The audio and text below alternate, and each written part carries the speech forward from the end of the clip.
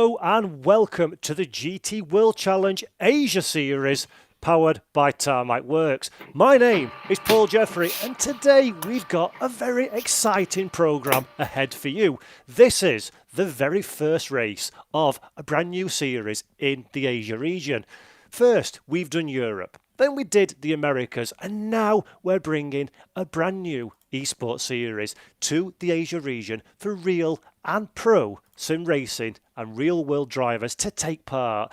Our first round is from the legendary venue of Monza, and it's a first race in a 5-race championship.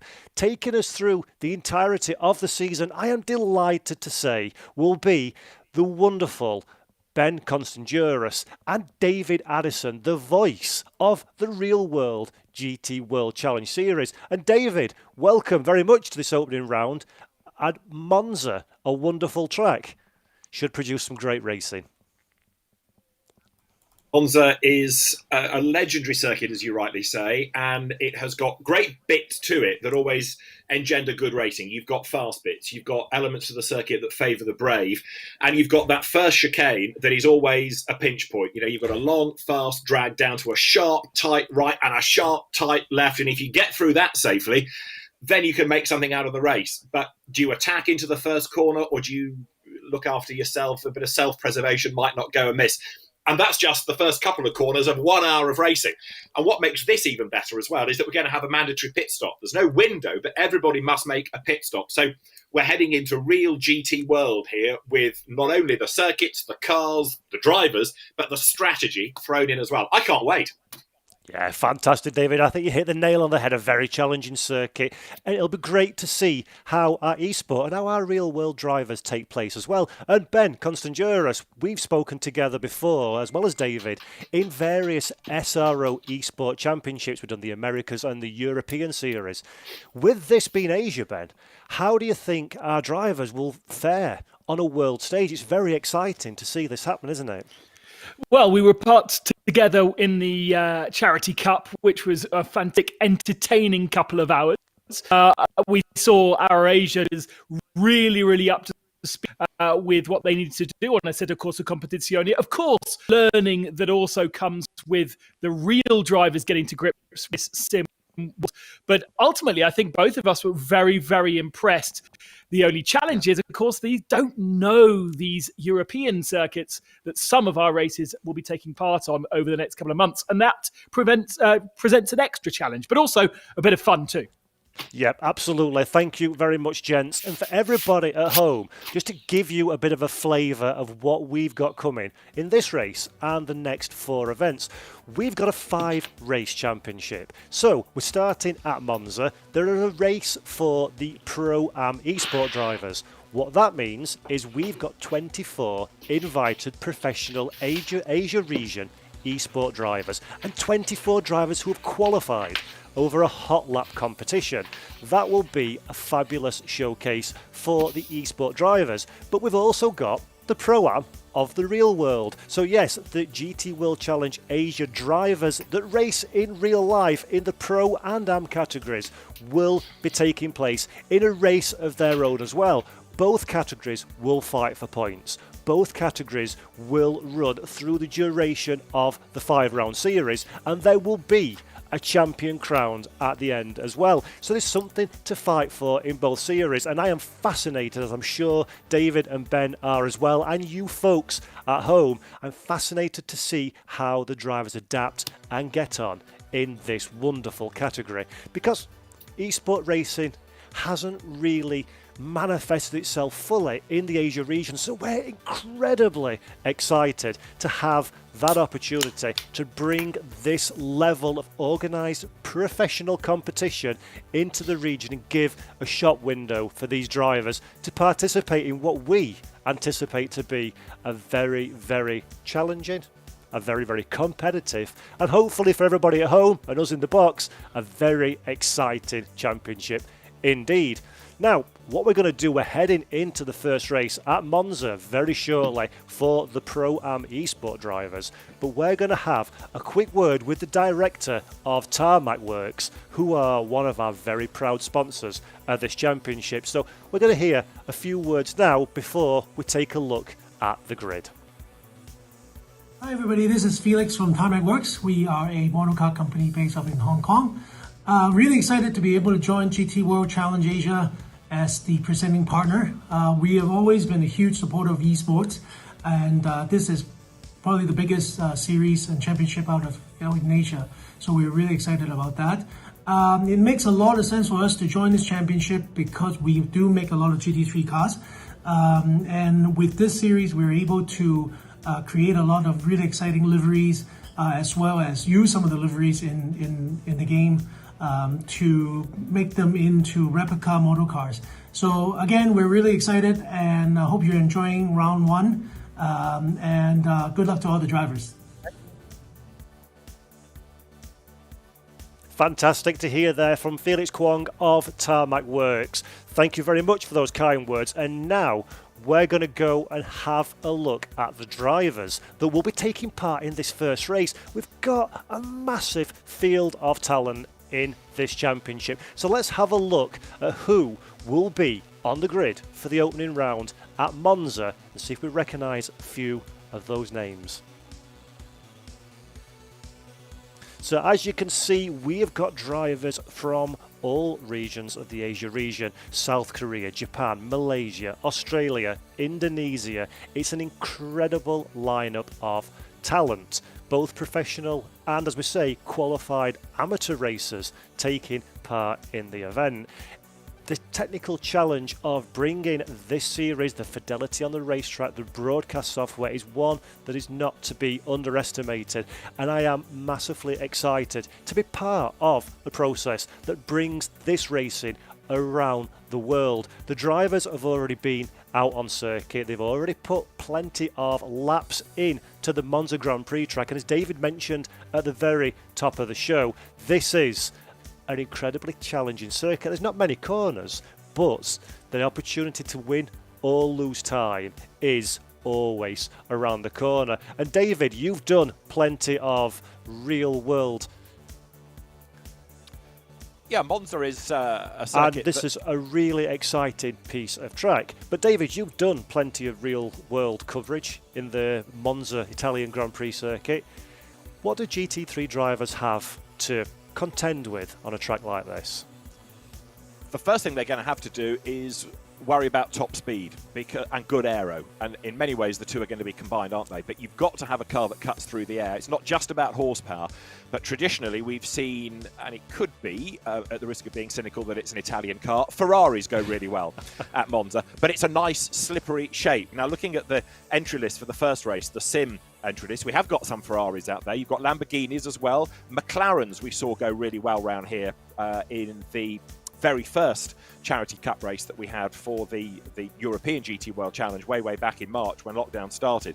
A grunt and go car like a Mercedes, yes, should be up there, but something really boxy like a Bentley or a Nissan, I think, are going to struggle because they're really the wrong shape. So it's a long-winded answer to the question, Paul. What do they have to worry about? But aero is something that you need to factor in, and certainly plenty of top speed, a nice slippery shape. On top of that, you've got to worry about the first corner, getting through that chicane safely. And you've also got to make sure that when you've made that pit stop, you don't get yourself caught up in traffic and lose time to the opposition. Perfect. Thank you very much. And just to give everybody a little bit of insight as well into this race, we are using Assetto Corsa Competizione, which is an outstanding racing simulation from an Italian development team called Kunos.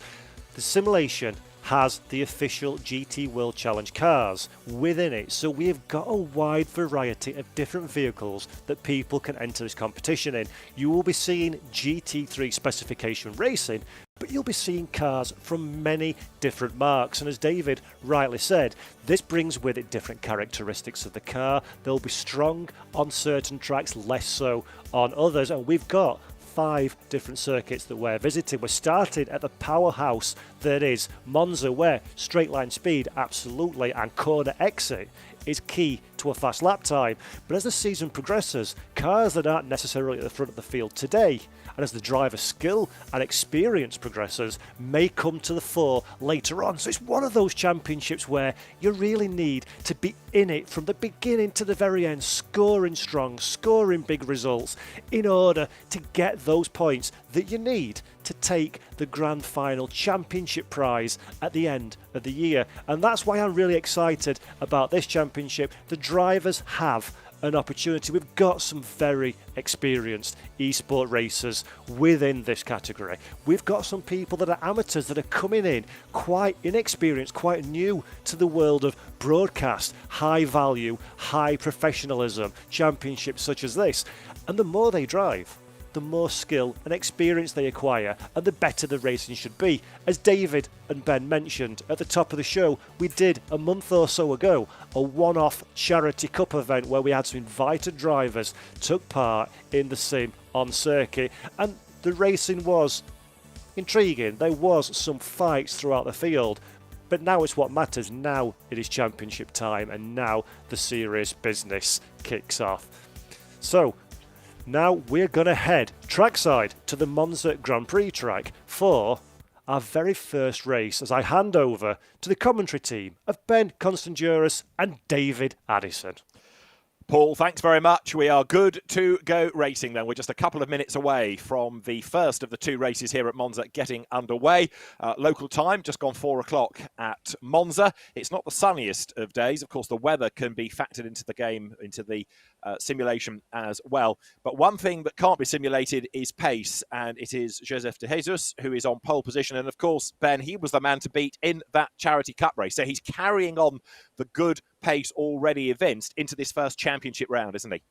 Yeah, absolutely. And you were talking a little bit about the different marks of car. Just look how many Mercedes are at the front of that field.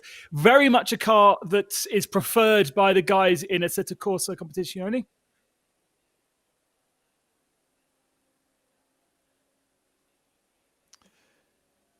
So you have the Mercedes, as you say, on the front of the grid. BMW, the best of the BMWs, fourth, which is number 23. That's the car of Andrew O'Hara. You'll see many in the pseudo Leighton House Miami blue colours, but Laundry House being the entrant for the team, which is a nice play on it. And those cars have been going really nicely across the earlier sessions. So there you've got the top 23 on the grid. We're going to get underway in about 1 minute's time. Rolling start, of course, for a proper GT race. And then the cars will accelerate their way down towards the first very tight little chicane of the Prima Variante, the right, the left, that takes you on to the Curva Grande, and then up towards the second chicane, again, where you can rattle over the curb. Sometimes you gain, sometimes you lose out of all of that. But first things first, you've got to get through that tight first chicane, as we've been saying already. Pole position then to Joseph de Jesus, the fourth, with the Tarmac Motorsports Mercedes, the Australian driver who runs in the pro class within this sim entry. And lining up with him at the front of the grid is number 6 of Kin Long Li, the Hong Kong driver in the Waco's flip table racing Mercedes. One thing's sure, Ben, you have very charismatic team names in esports racing, don't you? Hi, David. Sorry, I'm having a few gremlins at my end. Hopefully you're hearing me now. Loud and clear. Mega. Yes. Good. Well, the clock goes down to 0, and we've got one nice, calm, quiet lap of Monza before we get into our proper racing. I think you were talking a little bit about the Mercedes. Remember, the Mercedes took victory in the Charity Cup in the hands of Niels Naujoks. Obviously, yes, one of the best drivers out there anyway. But it's interesting to see actually how many boxy cars are at the head of the field, and the McLarens and Ferraris are a bit further back in this particular race. That's right. So the cars now weave their way down towards the Prima Variante through the chicane. 23 you're looking at there is Andrew O'Hara with the Laundry House, BMW M6. The BMWs weren't the most popular of cars from the GT World Challenge Europe Esports Championship, were they? But we do have one of them looking pretty competitive around here. There's also Chak Ming Wong in the entry list, the privateer, and they're in 224 Mercedes. Really the man to beat. Joseph de Jesus, I think, really is going to be pretty tough to stop, given what we've seen from him already over the course of that Charity Cup. Yeah, absolutely. And in fact, he qualified into the Charity Cup. He wasn't invited, and he's now been moved into that kind of pro lineup because of that pace, and still has the pace to be on the pole position. The big unknown, the big question mark is what you do with fuel mixtures and tyre consumption. In theory, a Pirelli tyre can easily do an hour race without needing to be changed, and the tanks usually can do an hour race without needing to be refilled.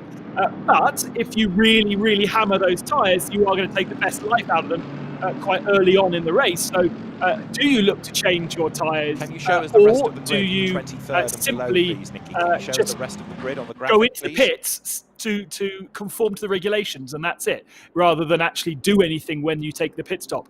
We did see that kind of strategy really play out, not necessarily in the sim race, they all had it nailed, but in the pro race, the real race we'll have coming up later, a lot of the real drivers still trying to get their head around what they needed to do, and therefore mistakes were made and strategic calls not necessarily maximised.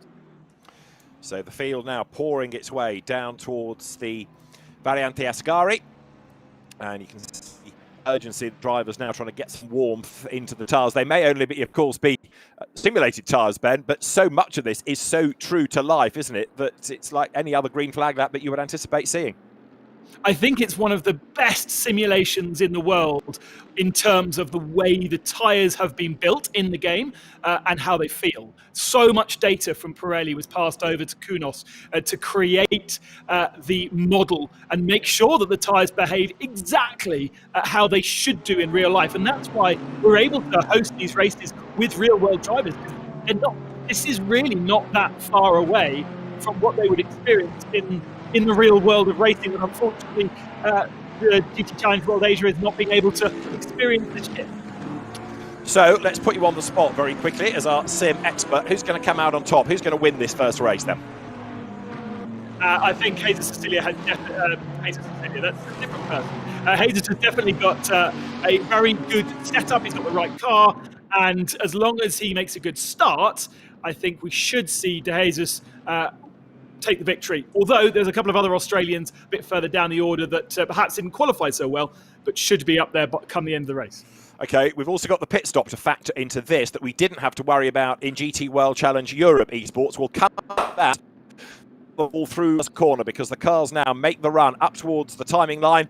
If the race director is happy, then he will give the signal to get our first GT World Challenge Asia Esports Championship presented by Tarmac Works race underway.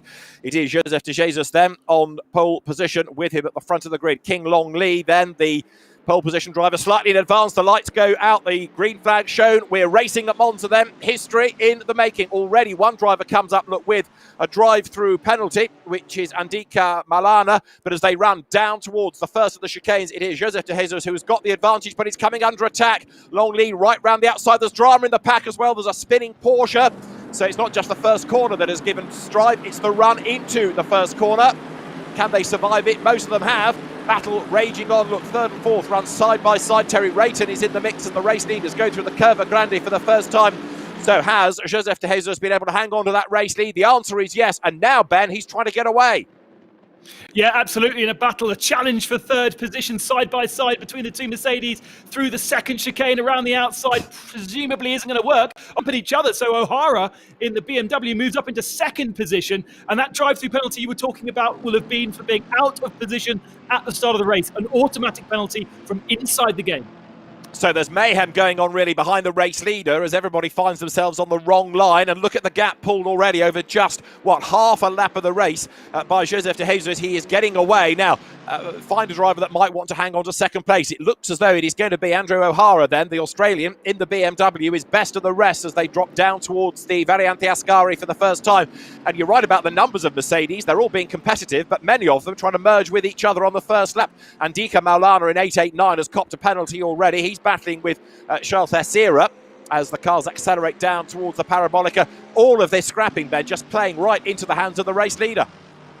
Yeah, absolutely. Another drive-through penalty, I think, would have been for track limits. The system inside the game can detect if you gain an advantage by running over the track limits outside of the white lines, and it will instantly give you a penalty if you are too fast. So effectively, very easy here at Monza. If you go too fast over a chicane and you're deemed to maybe gain half second to a second, then you'll get a penalty. Side by side into turn one. Fantastic racing, isn't it? Got an hour to go of this yet as they drop into the chicane. So it is De Jesus leading, O'Hara second, Lee is third, and then fourth on the road is Maulana. Battle on coming out of the first chicane, which includes there more of the Mercedes. You've also got 91 Terry Rayton in the Laundry House Lamborghini. There it is. And Rayton is coming under attack as he goes through the Curva Grande now, because right there with him in 390, Jan Laplore with his M6, another of the Waco's flip table cars. Hard on the brakes into the second chicane. If you hung out to dry on the outside line there, life gets awkward, and there's contact. There was a Mercedes, I think, off the road as well. It's all shuffling again, Ben. Absolutely, lots and lots of work to be done. And of course, if they are stuck in traffic, they have the ability to dive into the pits. You can take your pit stop at any time. There is no window. And so if they feel like they're being held up and they can't get any track position here, going into the pits, taking an early stop and finding yourself some clear air could pay dividends come the end of the race if you don't really need to do any servicing of your car. Now riding on board here in 390, Jan Laplore's Waco's flip table racing entry. Hard at work, look through the Variante Ascari once again. Now he needs a good run here. He doesn't get it. He's all sideways and he's hit the wall. Big impact. The car ricochets off the barrier back onto the tarmac. He survives all of that, loses places, yes, but that could have been a whole lot worse in the real world. Yeah, and he'll be picking up damage from that. You might not necessarily see it in the sim, but he will feel huge damage. When he goes into the pits, he has the option to repair that damage, but it's going to compromise his speed down the straights. You already spoke about being aerodynamically efficient. That is the way to hamper your top speed massively in Assetto Corsa Competizione. Look, 3 pit stoppers already. One of which is the drive-through, isn't it, for Maulana? So he's getting that served, of course, which he needs then to add to his other pit stop. 3:26 gaining ground there under braking Philippe Boquida. The Australian gains 1 spot there, up into 8th now. Andrew Lawrenson's Porsche 911 dropping back, so he is falling away a little bit. It is still De Jesus leading, and nearly 2 seconds to the good now. Mercedes leads BMW. The best of the Italian stallions runs in 6th place. The Lamborghini in the hands of Terry Rayton, and another battle on there. Look, Lawrenson's 911 goes round the outside and picks up a place at the expense of Youngcham Kim. So the Rapido sim racing entry of the Korean falls back into the pack now. Andrew Lawrenson back up into 8th place. I have to say, very impressive by O'Hara in that BMW to be holding on to second position at the moment. Okay, helped quite a lot by the Mercedes squabbling around him, but really, the BMW shouldn't be that high up. It's not a car that is very preferred around Monza, and actually not really a car that's particularly strong, thanks to the BOP, generally in Assetto Corsa Competizione. Well, as you say, he's doing a ripper job at the moment then, as the drivers accelerate with still just under 55 minutes to go down to the Variante Ascari. Lights on, an overcast afternoon, it is safe to say, here at Monza. There the Lexus, number 15, again adding to the variety. Nakib Aslam, the Malaysian driver, whoops, a little bit of correction needed as he powers his way now onto that fast straight down to the Parabolica once more. And he's about to get done, isn't he? Because 99 McLaren of Pai Wen Wook comes up alongside. Round the outside there is Aero versus the shape of a brick. The McLaren has the advantage, but on the outside line, it's a longer, slower line. He has to sit back behind, but I think Wu now, Ben, should have the advantage on the run down past the pits as another one goes for the pit lane. Yeah, amazing to see quite a few taking pit stops so early on, and that's really going to confuse things later on when we've got half the field who have pitted, and we don't really have a way to... Oh, no, we do have a way to know. The little orange number 1 beside the graphic is a way to know whether they have taken their pit stop or not, and therefore another little bit of information for you as the viewer to understand what's going on. That was missing in the Charity Cup, so it's great to have that as a feature now in this full season. So that's 1 pit stop to take rather than 1 taken, isn't it? So they'll disappear when they've served them, So De Jesus still leads the way, but he's not escaping, is he? The margin is still hovering around that 1.7 second mark. Andrew O'Hara holding his own, in a sense, in second place. But it's interesting, isn't it, seeing how people play this pit stop without a window. Do you get it done early and then concentrate on the race, or do you try and build up a lead and serve it right towards the very end? Andrew Lawrenson in the Porsche. Sorry, Ben, just having a go. I was also going to offer you a thought about not just pit stops, but Monza in general. When we had the very first Charity Cup race here for the GT World Challenge Europe series, if you like, fuel consumption was quite a talking point, wasn't it, as well? It was, and you couldn't, if I seem to remember, you couldn't do a full race on map 1, so the most thirsty of maps. You had to turn it down to map 2 for some of the cars, but not all of them. I think Mercedes was one of them, McLaren was not. But that's a nice little pass from Zen. Nice switchback move, and he now has the inside line and up to 10th position. And that puts him ahead of young champ Kim in the McLaren. So Mercedes goes ahead up into the top 10, as Ben rightly says. But look, Kim fights back on the inside line there. Is he going to be able to make the move? No, he's not thought about it. Brake late. Whoops, contact there because right into the back of the McLaren. That, I'm afraid, turns around 55. That is Guimon Kim. So he was tagged by the 10th placed Mercedes. And that, I'm afraid, might well force a penalty, mightn't it? Because that was just too late on the brakes. Contact made. And the innocent McLaren of Guimon hit Kim out of contention now.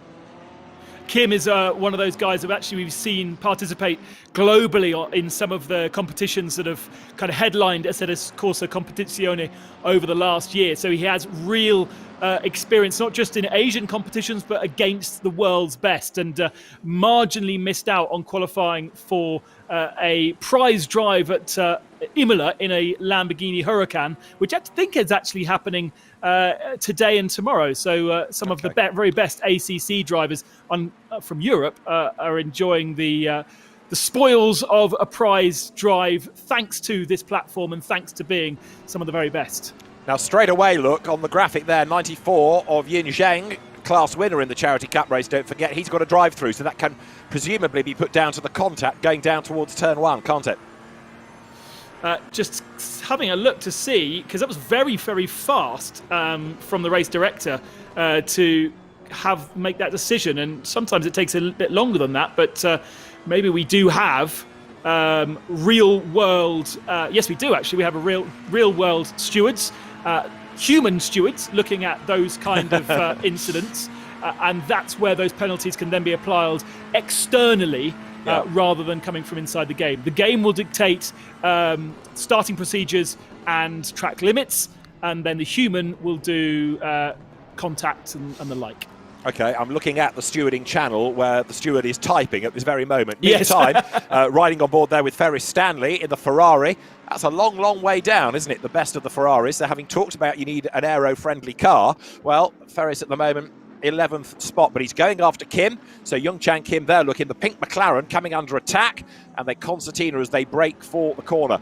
Yin Zheng in that 9th place with his Damocletian drive through still hanging over him.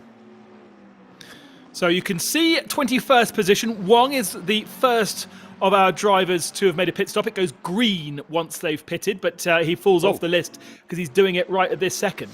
What was that in the middle of the track? I was going to say debris in the middle of the road there from somebody who's disgraced themselves early on. So you can get the damage on the cars as in the real world. You can get the debris on the track as in the real world. So battles on here. Charles Fessera is in 13th place in the number 5 Mercedes. Comes out of the Craft Bamboo Racing Stable, one of the real world GT teams, touring car teams as well.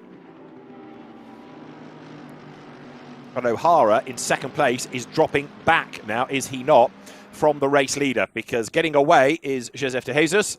Look back further in the pack. Charles Fessera is charging along behind 117 Kelvin Chen with his Porsche 911, the 991 iteration of the 911 within Assetto Corsa Competizione. Down through the Parabolica goes number 5 Mercedes, and Charles Fessera for the moment not close enough, Ben, to think about attacking. No, he's not. Just looking at the lap times that are being done right now, a 48.0 is from some of our better drivers at the head of the field. The first 2 equal on pace with Carl Pedersen in 4th, 5th and 6th, but they have been in the 47s. Kim to the outside. Difficult to overtake and make that stick. You really have to squeeze your competitor, but he chose the right way, didn't he? Did indeed. So shuffles around once again. Number 17 there is Mika Hakimi the Malaysian, for the Legacy Racing Team Malaysia, and his Mercedes then drops back one spot. The recovering 55 of Guaimun Kim goes through the CJ Logistic Racing Team entry. The Korean, one of the pros within this, gets ahead, but he might not necessarily stay there because Hakimi right on his tail, knows to tail those two. It's fascinating, isn't it, to see, and it's the same in any GT event, real world or sim, how the different shapes and sizes and configurations of the cars have their strengths and their weaknesses. So you've got the aero-friendly McLaren versus the grunt and go Mercedes. Battle on here as well as young champ Kim comes under attack. Ferris Stanley in that Ferrari as the race goes on, Ben, he's getting a bit stronger, isn't he? I think that we saw this from our Ferraris in the Challenge Europe series, that they didn't necessarily star, but they were a consistent car that you could get to the flag without losing too much pace, and they looked after their Pirelli tyres very well. So I think we should keep an eye on, there's not many Ferraris in this field, but we should certainly keep an eye on their pace throughout the whole of the race. Ferris, his last lap was a 48.45, so that's a couple of tenths off the ultimate fastest right now, and Jesus just doing a 47.9. Yes, Jesus Cecilia, just to explain, where the gremlin crops up, was the man that won the sim series within the GT World Challenge Europe Esports Championship that Ben and I covered at the start of the year, and he was an absolute standout. He was the only double winner. He coped better than anybody with bad conditions, and that is why he is in our minds, because he proved to be a real star, as Joseph de Jesus the fourth he's proving to be right now, because he's getting away 2.7 seconds to the good. Battle on here. Look, number 99 through on the inside line. Pai Wen Wu goes through. That puts another of the McLarens one further place up ahead of the Lexus then. So that, number 33, is Philip Chan dropping back a place. So just to pick up on a couple of things for your virtual program, 21 degrees air temperature, 26 degrees track temperature. I'm thinking that we are late in the day, 4:22, and if this is the winter, if this is this time of year, then actually it kind of reflects how it might be at Monza with an overcast day. Although 21 degrees is a bit generous, I would have thought. Well, you know, global warming in the real world or in the virtual world, Ben, it happens, it changes the climate. What you do have, just as in real world Monza racing, are some good scraps going on. 99 then of Pai Wen Wu goes through in 16th place, but he's got a bit of work to do, hasn't he, to get onto terms now with Scott Blair. The L19 Racing Ferrari is the next car up the road, but he's got to make up the best part of 3 seconds. And I think it's possible, looking at the lap times, he's taking chunks away from both Scott and Mika Hakimi ahead. In fact, Mika had a very slow lap last time. Not sure whether that's his pace now, but they are definitely not anywhere near the pace that they should be. And here, in fact, is Scott now tucked under the rear wing of Hakimi. And let's see on this lap whether he's managed to regain some pace, having, as I said, done a 51 last time, back into the 49. So, yes, he has found some pace, but still under pressure. Of course, the other element of this for many of them is it's the first time they will have raced against some of these drivers at this level, and Hakimi has been reeled in by Blair, hasn't he, then, as they come into turn one then through the Prima Variante. The Ferrari, the lemon and lime Ferrari, green and yellow in its livery, loses out a little bit on exit, doesn't it? Good in a straight line, but not quite so good out of that very slow turn two, the exit of the Prima Variante. Of course, remember, all GT3 cars have traction control available to them and ABS settings. You can turn it up from 0 to 10, and the idea really is to try and minimise the usage of that traction control, allow the car to move around a little bit, and really the pro drivers kind of turn it off, don't they, David? They make sure that it's not really affecting the way the car feels. When the AMs get into a GT3 car, and of course the GT3 car is made for them, then they turn the traction control up, and what the traction control does is limit the ability to get out of corners. So if you've got it a little bit too high, limiting the slip too much, then that might be one of the reasons why Blair is struggling out of corners. One thing we've heard, haven't we, from real world and sim world drivers is the different feel, because of course in a real world car you have the feel of the car through your backside. You don't have that within a sim car. It's why the sim drivers perhaps can't adapt instantly to real world, and vice versa. It's a different feeling for the real world drivers when they take to the sim. Now, on board here, 73 Ferrari, Ferris Stanley at the wheel of it. Number 4 is up the road, Young Cham Kim with the McLaren, and now the Ferrari is going to try and have a look to the inside line. It's got the gap. If Stanley braked really late, the place might be his, but he's going to be compromised because even though he's on the inside for turn 1, it's the outside for turn 2. Side by side they run. Now, who's got the better drive out of the corner? It's the McLaren. The McLaren goes back ahead then. Ferris Stanley stands his ground on the inside line going up towards the Curva Grande. There is the gap. Look, the McLaren just drifts ever so slightly out wide. But even as he does so, Kim will still have the line going into the Seconda Variante. Here he comes now, hard on the brakes. The Ferrari can't find a way through, even though it was elbows out there. Yeah, clever driving, just putting himself really in the middle of the road to almost force the Ferrari to be on the outside going into that second chicane. If he'd allowed him to get the inside line, I think we'd have seen something different, but running very wide there, that will be a warning for the McLaren. It might not necessarily think, oh, they're both off the road now. They're not gaining time now, are they? So the Monza Rallycross circuit's in use. More contact there, look lower down the order as 44, Mohamed Afik Farid, rattles his way through on the inside. That was a bit robust, but it's gained him one spot then, so through he has gone. But yes, some unusual cars there. We've got, that's the Lexus and the Nissan. We don't see too many of either of those cars. And there is also a Honda that seems to be very I love it as a car, but unfortunately it's not very fast. So it doesn't get chosen very often. No, it's a car that's had mixed outings in real-world racing. There, Charles Facera goes to the inside line, hoping to pick up a place there. Look at the expense of Kelvin Chen, and the Porsche gets hung out to dry on the outside line. The Mercedes rumbles through up into 11th place. So Charles Facera now is on the attack, isn't he? Bit by bit, working his way through the order. Now hits 11th place as they break the timing beam down towards the first chicane once more. Am I right in saying Facera was compromised at the start? I'm sure he started higher up than where he is right now. He was certainly one of our leading contenders in the charity race, so feels like he's not quite in the right place right now. Yeah, he was on the second row of the grid, qualified third, so you're right, he was compromised. As there, Ferris Stanley goes round the outside of Young Cham Kim, but the McLaren just looks the quicker of the two, so Ferris Stanley is going to have to be really brave on the brakes now, up to the second chicane, and through he goes, and he's worked hard for that. Yeah, and lovely little move. As I say, he got the inside line this time, and McLaren wasn't able to hold him to the outside, and that was how he made it through. Now he's going to set off and hopefully clear that McLaren. He's got a big old gap to the next car ahead of him. Yeah, Philippe Baquida is the next one, but actually, now that he's been released, he doesn't have to think about attacking. He's concentrating on his lap times, on his lines, and he is chipping away, isn't it? It's another of these McLarens to try and have a go at Baquida. So there, the lapped Audi gets out of the way, slots back into the traffic behind, but Philippe Baquida, nearly 10 seconds up the road. Let's see whether he is going to be caught before much longer.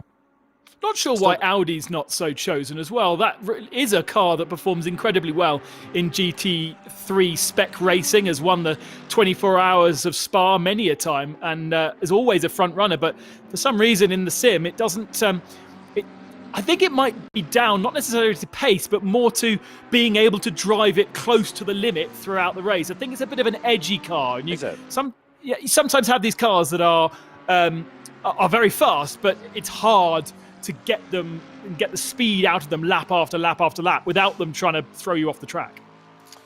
Yeah, we did have one good day, didn't we, from the Audis? Was it the Spa rounds of the GT World Challenge Europe Esports series? But you're right, they haven't been that popular a car, and even the real world drivers have struggled with them in the sim world when we had that championship at the start of the season. Treble 7 down to the Parabolica. Niranjan Kumar, the Indian driver, in another of the Lexus.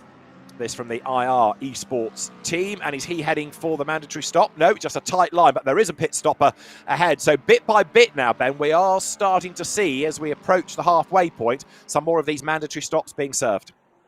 Yeah, and as some of our top runners come in, I think we will have a chance to take a look at the stop. You don't get a chance to see mechanics working on the car or even the wheels coming off the car, but the length of stop will indicate if any servicing is being done on the car. They do have to take at least 1 litre of fuel, but that's that's a second, not even a second. The question will be if anyone decides to do tyres and have a pace advantage in the second half of the race. 25 seconds penalty for doing so and being stationary. Is there a 25-second advantage in half an hour's worth of racing? It depends on how hard you're being on them. Yeah, exactly. Yeah. And how does the pit stop work? I mean, in the real world, you drive down the pit lane, you stop, mechanics come out, put a litre of fuel in, move the fuel churn, you drive away, back onto the track. How will it work for the drivers in a sim race like this? Exactly the same thing. They'll have to make sure they hit the pit lane speed limiter at the right point. Speeding is very, very, very easy to do if you get it wrong and if you don't time it perfectly. As we see another little battle there. Is that a battle? No, I think it's a bit of lappery going on. And then you have to select your various options, whether you want more or less fuel, whether you want to change tyres or not, and then stop on your marks, hit your marks perfectly. Once you do that, then automatically the game will just hold you. Unfortunately, you don't see the mechanics coming out like you do on other arcade games. And then the timer ticks down until you're released. And then you make sure that you press the pit lane speed limiter on exit and back into the race. Just as in the real world. Right there in 23rd place is the number 21 Nissan of Luis Moreno. And he in turn is looking for a place, isn't he? Because 94, which is Yin Zheng, is just up the road ahead of him. As I say, that was the driver, Zheng, who won his class within the Charity Cup race at the end of August. So he's got good pace, but don't forget he is at the moment struggling really to get up with the established pro drivers within this race. So not where you'd expect to find him. Even though he's good, he's not quite delivering what we might have anticipated. Yeah, and again, in a Nissan is a tricky beast around here for sure. It's not really suited to this track, especially as you were talking about the kind of the slippery aerodynamics needed. So probably not the preferred car, and there really is, an effect. All these cars feel very different. This is an absolute simulation of the World Challenge as a whole, as GT3 and now GT4 racing as a whole. And this is a little battle that's been brewing. I've seen this on the timing screens, and now the Leighton House, but not Laundry House cars are starting to put the Mercedes under pressure. Absolutely. So can the Laundry House clean up here? They've got, at the moment, 4th and 5th, haven't they? Lawrenson ahead of Peterson as they come wriggling their way out of the chicane, but it is Lee under pressure. Look, that's the fight on for 3rd place just up the road. Andrew Lawrenson gets squeezed towards the grass. King Long Lee in the Mercedes stands his ground on the inside, but the Laundry House Porsche tries to get up alongside to no avail. Switches sides now, but that's going to be the wrong line again, isn't it? Coming up towards the Seconda Variante. So the Waco's Mercedes keeps that 3rd position, but Lawrenson is throwing everything at this, and right there behind him is Carl Peterson with the Laundry House Mercedes. Again, Lawrenson makes his move, but it's the wrong line. He's lucky, I think, that he's got a teammate behind him who's being very, very careful not to get involved here, because he's putting himself really on the wrong racing line. And if he had a more attacking teammate behind, or anyone behind, they'd be jamming it up the inside. As it happens, he's getting away with it, and robust defence from Longley, but I'm not sure how long he'll be able to do that. And then look behind them as well, because in 6th place, number 62, Fadli Rahmat, he is closing up as well in the Mercedes. So you're right, he's got a teammate behind who's looking after him, being patient and kind. But if they don't get on with the job, they're going to be reeled in by, you can see it closing, that 6th place Mercedes. 7th is another of the Laundry House entries, Terry Rayton's Lamborghini, and Baquila is in 8th place in his McLaren. So this battle pack is going to get larger and larger for as long as that Mercedes is the cork in the bottle. Yeah, and actually they are, by doing so, they are also allowing O'Hara to get a little bit of a gap. The last couple of laps, O'Hara has been being reeled in by this lot, but with all this battling, it's allowing him a bit of breathing space. Right, Lawrenson again challenges. This is for 3rd. It's the outside line for turn 1, which will translate to the inside line for turn 2. But he can't level going into the corner, so he has to slot back in behind. Now he tries the outside line, but that's going to leave the door open to the Mercedes and Peterson if he's not careful. So Lawrenson is in danger of not gaining, but actually losing a place. And look now at Rahmat. He is virtually with them in 6th place. So the number 62 Mercedes ready to join that party. Kang Long Lee really is getting in the way as far as Andrew Lawrenson is concerned, and he's tried most things at most places over that last lap. Yeah, I wonder whether Pedersen, being in a different class, the red numbers on the left-hand side, and in fact in the windscreen as well, are our qualified drivers. They're the ones that had to go through a hot lapping contest to qualify to be part of the race. The white numbers are the pros that have kind of automatically qualified, if you like, because of their results so far. And I wonder if Pedersen's being kind because they're actually, although they're teammates, they're not in the same class. And he knows that because he knows exactly and will have been practicing with teammates at Laundry House over the last couple of months. Might be right, but equally, from Peterson's point of view, he doesn't want to lose that second in class, and Rahmat is closing on him. He's another of the AMs, so as Ben rightly says, two classes, pros and AMs within this, and you can see how that line of cars is growing. So 62 Mercedes of Fadli Rahmat now closing on Carl Peterson. They're almost together, as still Andrew Lawrenson is stuck behind the Mercedes of Kin Long Lee as they come off the parabolic and now ready to power their way up past the pits, nose to tail. Those two cars run. Race Lee, and into the pits goes Lee. That is great news for Lawrenson because suddenly the road is clear. He couldn't find a way past, but he will benefit on the pit stops. And that's the first significant stopper, isn't it? Number 6 Mercedes, third when it pits. Right, so let's keep an eye on how long he's in the pits, because he was certainly struggling for pace over those last couple of laps. Maybe it was down to simply having to defend from the Porsche, but however long he stays in the pits will give us an indication as to what he is servicing and how long he's stationary in the pits. He may, if he was struggling with tyres, take some tyres and try and get some pace in. But I don't think there was that much stationary time there. He's going to leave the pit stop with, 28 seconds in total. So I think that is literally in and out. Okay, so it's going to be interesting to see where he is in the last few laps of the race relative to everybody else once they've all served the pit stops. You can see how he's dropping down through the pack now as the cars dive through that first chicane. Third when he came in, 10th falls to 11th, falls to 12th to 13th, and he's still fighting for position. Where's he going to be? 19th, I reckon. 20th potentially even now, because around the outside of him there goes Yin Zheng. Yeah, so Zheng will go through, just gets his nose in front. That's going to put our pit stopper down into 20th place as they come up towards the second chicane. So Kin Long Lee down into 20th spot, having served that stop, but 28 seconds, we now know is what you're looking at. Pit longer. Shouldn't necessarily be fuel. No one really should be taking fuel. It will be a significant if anybody needs to take tyres. But ultimately, thinking about it more and more, I just don't think that that's really going to be a viable strategy. And it didn't work out for our drivers when we had our Suzuka race, of course, a different track. So you never can tell. But ultimately, I think really in and out just to tick the box.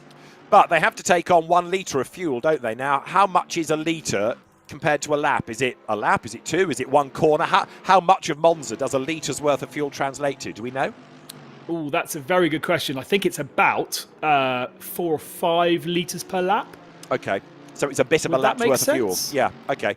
So that 1 litre under the regulations is, in a sense, not even a splash and dash, is it? Because it's not going to get you more than a corner. No, exactly. Okay, 44 is Sonofoniniera Rahali in the Porsche, and that is the BMR Racing Team entry that is about to lose out because the recovering Maulana, remember he had a drive-through earlier on, goes round the outside, so Andika Maulana goes ahead of the Porsche. The pseudo Rover Racing colours on 44 Porsche, but it's dropping back in the pack now. So Maulana recovering from the drive-through, but he's also, of course, got to serve his regulation stop, hasn't he? So at the moment, this is a phony 15th for Maulana because he's going to slide all the way down again when he makes the regulation pit stop then. Oh, big contact. That was Yin Zhang getting into the Nissan, and the Porsche is off as well. Rahali is off the road. Now, he may have been collected by the errant Nissan, but either way, we've got 2 cars in strife at the second chicane, haven't we? Didn't see. I think he was tagged, and perhaps the Porsche was an innocent bystander there, but we didn't see. But, you know, there could have been a car out of control that took him off, and now back up and running again.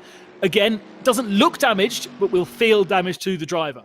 Certainly the Nissan got tagged, and I think you're probably right. I fear that as it was having its drama, the Porsche was wiped out. Andrew Lawrenson is serving his pit stop, by the way, so the car that was running in had just inherited 3rd place. Andrew Lawrenson is now in the pit road, so it's becoming more important now to monitor these stops. Yes, Ben? And our leader is. You can't see him on the timing tower there, but our leader is in the pits, should be leaving the pits now. Actually, he's spending a bit longer in pit lane. 32. No, he's still in the pits. So dear. a longer stop for him. Maybe he is taking tyres. Okay, so there is the recovering Rahali. And Rahali to the pit lane maybe this time because of damage. Yep, so in comes number 44, Porsche then. Curious. Those two are now back out onto circuit, but curious to see their pit stops seem to be longer than we saw from who was it that came in, Long Li earlier on. So let's see where he falls into line. Okay. So this is always one of the fascinations of pit stop races, isn't it? You can get things wrong in the pits. The team can get things wrong, even if it's a virtual team, I guess. So the race order is all going to be shuffled around while we have these mandatory stops being served. See there, the Nissans out on track. Still great charismatic GT3 cars, the Nissans. They're getting a bit long in the tooth, but they are good to watch. No argument about it. Number 85 of Andy Gann. Tarmac car through. Yes, now look. King Long Li ahead of Josef de Jesus. So he's lost out, hasn't he? Josef de Jesus has lost out on the pit stops. Very, very interesting. Long Li did not service anything. I think de Jesus and Lawrenson have taken tyres, even if it's 2 tyres, and that's why their stops were long. It's definitely demonstrated there because de Jesus had a 15-second advantage over Long Li before the stops, at least, I think. Yeah, certainly he'd scarpered, hadn't he? So you've got Andrew Lawrenson, who had just got 3rd place. I mean, he in turn should be, I anticipate, a reasonable way back from De Jesus, but it's all shuffled around on those pit stops. So a longer stop by the led stint 1. And actually, at the moment, he's not staying on the back of King Long Li. He's dropped a couple of lengths through the parabolica. Tyres will be cold though. It'll take a little bit of time to get the tyres back up to operating temperature. I would imagine that, yes, he'll lose a bit of time now. Long Li's been on those tyres, and if he didn't change them, they'll already have the temperature in them. If we suggest that De Jesus did change them, he'll have a pace advantage later on in the race for sure. But right now, he'll be on colder tyres. Interesting, though, that he's dropped back by such a margin. And also you can see the way that King Long Li is a bit stuck, isn't he? Because Kin is there on the tail of the Mercedes of Yin Zhang, which has had a busy old race with a bit of contact here. He runs out of road at the chicane, clatters over the curb.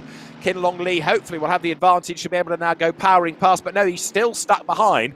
So he is arguably working the car, working his already worn tyres even harder than the man behind, just biding his time, assessing the situation. Josef de Jesus then comes now out of the Lesmo curve, seeing this battle going on ahead of him. Now, what do you do if you're Andrew O'Hara, Carl Pedersen at the head of the field now, hopefully knowing by either teammates watching this stream or by watching in game that those drivers took tyres, will have a pace advantage, but have compromised their track position for the moment, whereas Long Li didn't. Presumably, all of these sim drivers will have spent plenty of time simulating the various different scenarios here. Is it better to do a full hour on the tyres? Oh, and Lawrence has picked up a drive-through. That's significant, down in 18th position.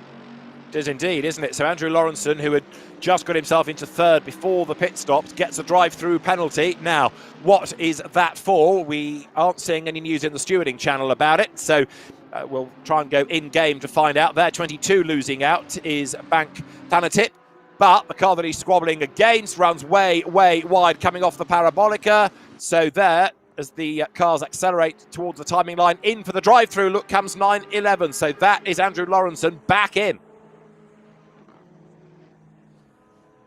Yeah, and it says it came from race control, so that's in-game penalty, either speeding in the pit lane, but I don't think it came straight away, so could well have been simply track limits. Okay, but right now, there, look, number 6 Mercedes, Kin Long Li, that is the best placed car of those that have made the regulation stop, isn't it? Yep, 14th position, and as you say, still slightly dropping Jesus Cecilia. What's the lap time last time? And a 48.8 for Cecilia to a 48.4 from Kin Long Li. My only question is, can those tyres on his car survive the full race distance without dropping off a cliff? He'll have to have been very careful on them if that's the case. Indeed. So Joseph de Jesus is the man doing the chasing, and that gap widening a touch at the moment as they're going out of the Lesmo curves. Number 27, the Unity in Diversity Aston Martin of Ryan Adisaputra. So the Indonesian driver, which again illustrates the many different nationalities that we have represented in this sim entry. 45 goes through then. That is Alwi Shahab with the Nissan, but he's lost out on track there to the charging McLaren. I think it's so cool, David, to have so many different countries that you don't necessarily see represented in global real-world motorsport, let alone in the sim racing world. And it kind of demonstrates to me how sim racing opens up the opportunity for people to participate in motorsport generally, regardless of the country that they're in. Go along with that, yes. Houlihan in the McLaren there, you just saw gaining a place. He was a very late entry, so even at the 11th hour, people adding themselves to the entry list. Now, Kin Long Lee is still stuck. We've had another pit stopper. 55 is in. That is Guimin Kim. We'll see where he falls back to as off the road. He's about to rattle. Number 31, that's Russell Reyes with the Sim Racing PH Audi. The Philippine driver losing a spot to the Aston Martin of Adisaputra there, but you could see that was all wrong coming into the braking zone, wasn't it? Yeah, absolutely. That was good work from our TV director to pick that one up at the last minute. I'm just having a look at the pace of our leaders. The top three are doing 48.1s. De Jesus, going to get that right by the end of the race, is not matching that pace, and therefore virtually will be losing ground to the guys at the front of the field, although O'Hara in the BMW now pits. So let's keep an eye on the clock for his pit stop.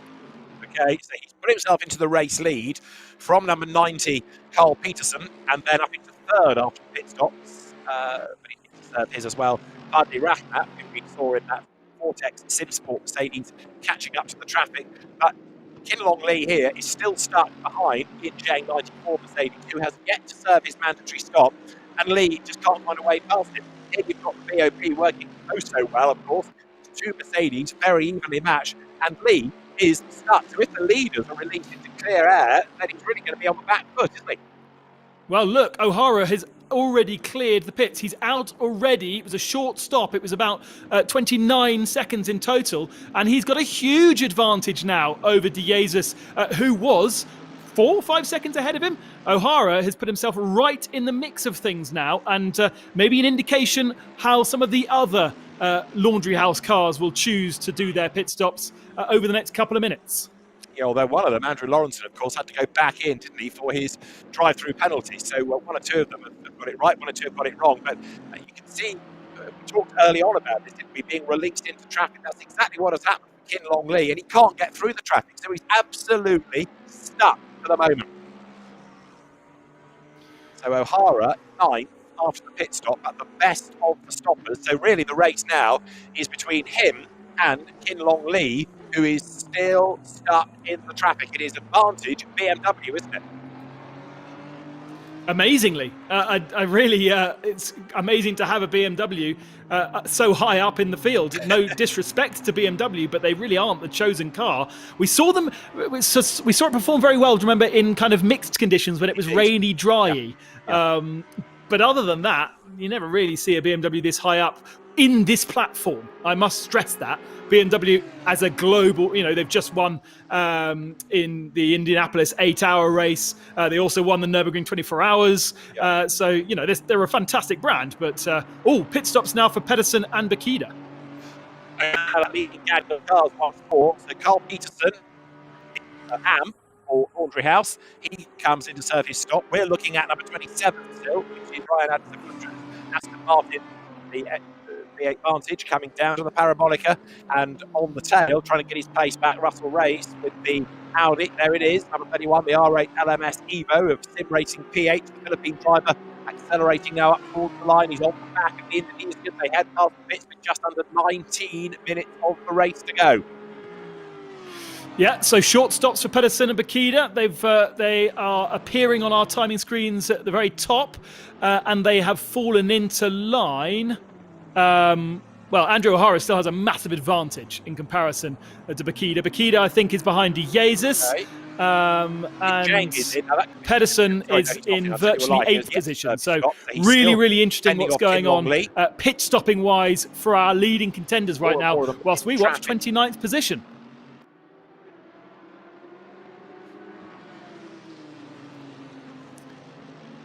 So Shahab, 29th with a pit stop. There's only a couple of drivers now not to have taken their stops.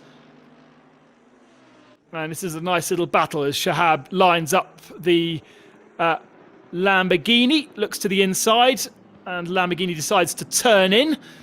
Now, all the drivers will have a heads-up display. They will know when they've got a car around them. They will have a little red dot as soon as... it's an orange dot that turns red as soon as there's an overlap. Interesting battle here with a Bentley, a Nissan and a Lamborghini all playing. And actually, we mentioned the Honda. There is the Honda at the... Is that a Honda at the back of this pack? No, it's a Mercedes, but there is a Honda around this group of cars as well. Oh, contact! Such a shame. Fandip gets removed out of the battle. Didn't see exactly what happened there, and Shahab has actually backed off to try and give that position back. He obviously felt like it was his fault. Now the Bentley does the same thing as well. Very gentlemanly driving going on as the Mercedes gets a little bit loose through the second of our Lesmos. And Lamborghini is going to get back into the lead of the group in just a few seconds' time. And very gentlemanly orange cars that have fallen to the tail of that little group. So that's going to put Terry Rayton, is it not, into the lead of the race now in that Lamborghini. So that was an important pass there. And having got himself up front, is number 91 then, the Australian driver, going to be able to break away? The other one to factor into this, I guess, Ben, still is Andrew O'Hara, the best of the stoppers. Yeah, so that's why I was a little confused, because those two orange cars are actually a lap down, aren't they? And this is the battle for the lead of the race that was part of it. Now Rayton takes to the pit, so time to monitor how long he spends in pit lane. And we've still got the top 5 that have not pitted yet. Blair and Hakimi, fast drivers that should be in the stops. And Rachim, I think, before the stops was up into 4th position. So interesting to see where Rayton falls back into line as Youngchan Kim also pits.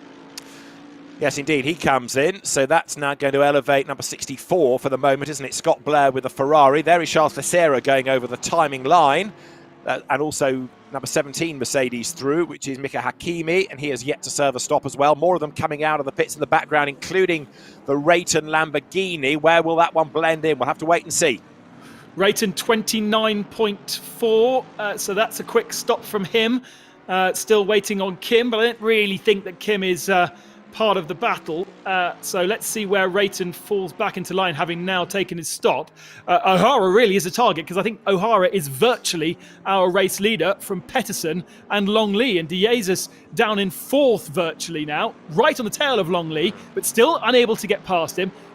Let's keep an eye on Longley's and actually all of our short stoppers' tyres and pace to make sure in the remaining 50 minutes of the race they can get to the end without losing too much pace. And that will be the only advantage, really, for Joseph De Jesus. I can't imagine that he would have made a mistake to choose the tyres when it was the wrong way to go. He is the best, he is the most experienced, and he's the fastest. So I think it could have been, could be a risk from some of the others. Yeah, it makes you think there was a plan in all of that, doesn't it? Now, it's got us 7th place, notice. That puts him ahead, finally, of Kin Long Lee. So it is now De Jesus going after Peterson, who is an AM. So you've got an AM being chased by a pro, although Peterson has just got himself up past Maulana. So what are we looking at? About 4 seconds between Peterson and De Jesus, with one car involved there as well. So O'Hara has got 5.4 plus 2 tenths plus 3.6 of a gap over De Jesus. And in 14 minutes to go, it's a big ask for the man that led early on, unless, as Ben rightly suggests, tyre wear is going to come into it. There is Hakimi over the line. The top three yet to stop, so we can really discount them in a sense, can't we? And concentrate on O'Hara, who has just broken the beam. And a long way behind him, 5 seconds behind him, is Carl Peterson. So it really does look good, this, for O'Hara, doesn't it? Amazing. Let's just keep an eye, though, on the pace of those cars. A 48.6 from O'Hara last time through. It's not great, is it, in comparison to De Jesus, who did, he did a 48.0 last time, but on that lap, having passed Long Lee, he did a 48.8. So it did take a bit of pace. And, that is the other thing. By doing a longer stop, you put yourself in traffic, and every overtake does take a bit more time. It's not a case of, you can still do record pace and overtake people. You lose time by overtaking cars. So this is the real race leader. It says P4, and the reason is that the cars ahead have not yet served a stop. But Andrew O'Hara here for the Bavarian Motorwagen is doing a really good job. The BMW M6 leads the way. He is the best of those that have stopped. He is ahead of Carl Peterson in second place, but interestingly as well, both of them drop into the AM category, don't they? So in a race of pros and AMs, not only is it a surprise that the BMW is looking so strong, but you've got an AM showing the pros how to do this.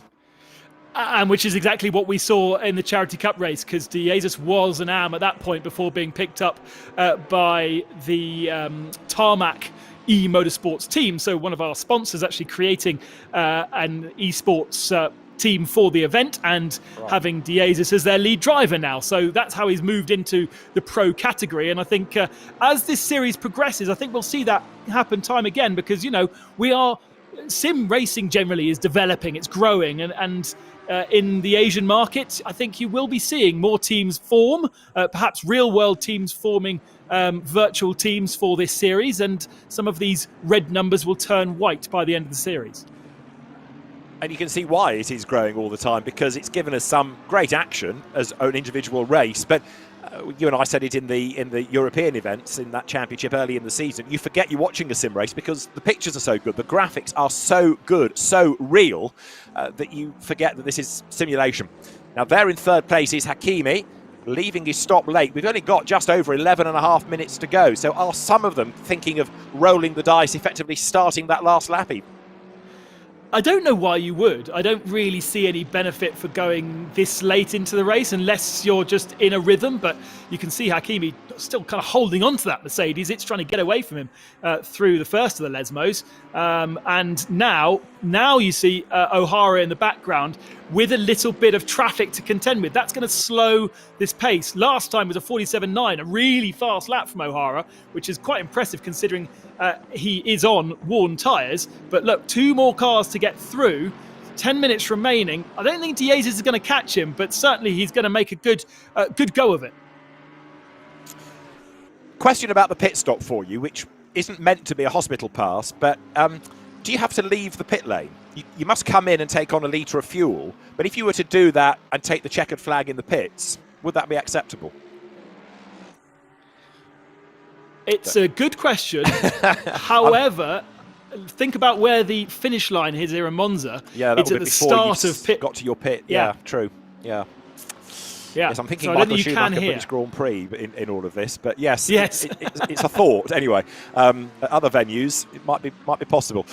So 10 minutes to go, and it is still Andrew O'Hara who is the best of the pit stoppers, from Carl Peterson, then Kin Long Lee, then Joseph De Jesus and Philippe Boquida. So Terry Rayton, after his stop, is running 10th on the road, but he will gain places, won't he, because of 1 or 2 more that have yet to serve their stops. In 2:24 there, that is Joseph De Jesus, and he's still looking for a way past King Long Lee, but he's absolutely stuck.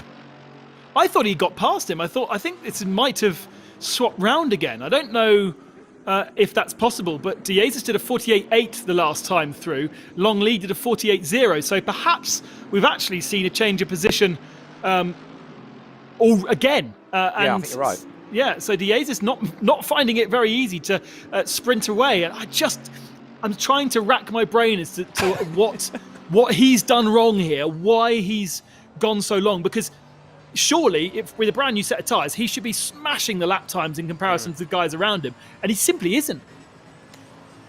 and he got stuck in traffic, didn't he? It took him a long time to... It took both the Mercedes, in fairness, a long time to get past the similar car of Yin Zheng. De Jesus, you're right, was ahead. He's lost the place back again. So in this second stint, there is something not right. We might have to drag him into the interview channel at the end, and Paul can have a word and try and unravel all of this. But from great pace early on, where he was just running away with it, he is now really struggling. He's 6th on the road, that's 4th on corrected times. He's closing onto the back of Lee as they get down to the Parabolica. Can he muscle up the inside line there?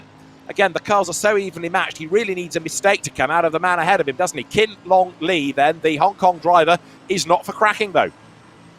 I can't. There was another driver, wasn't there, that also pitted and had a long stop. I can't remember who it was. Oh, he's now got the inside line. This should be an easy pass. Good overlap from De Jesus. And has that worked out? No. Strong from Long Lee to go round the outside and block the apex of the second part of the chicane. He holds on. Your other long stopper was Andrew Lawrenson, but he then Yes. got a drive-through, didn't he? So he's kind of become irrelevant because of a second enforced pit stop. So, yeah, we haven't really got anything to judge what De Jesus is doing. Again, there's nobody else in a similar situation. And right now, he just can't find a way past Kin Long Lee, can he?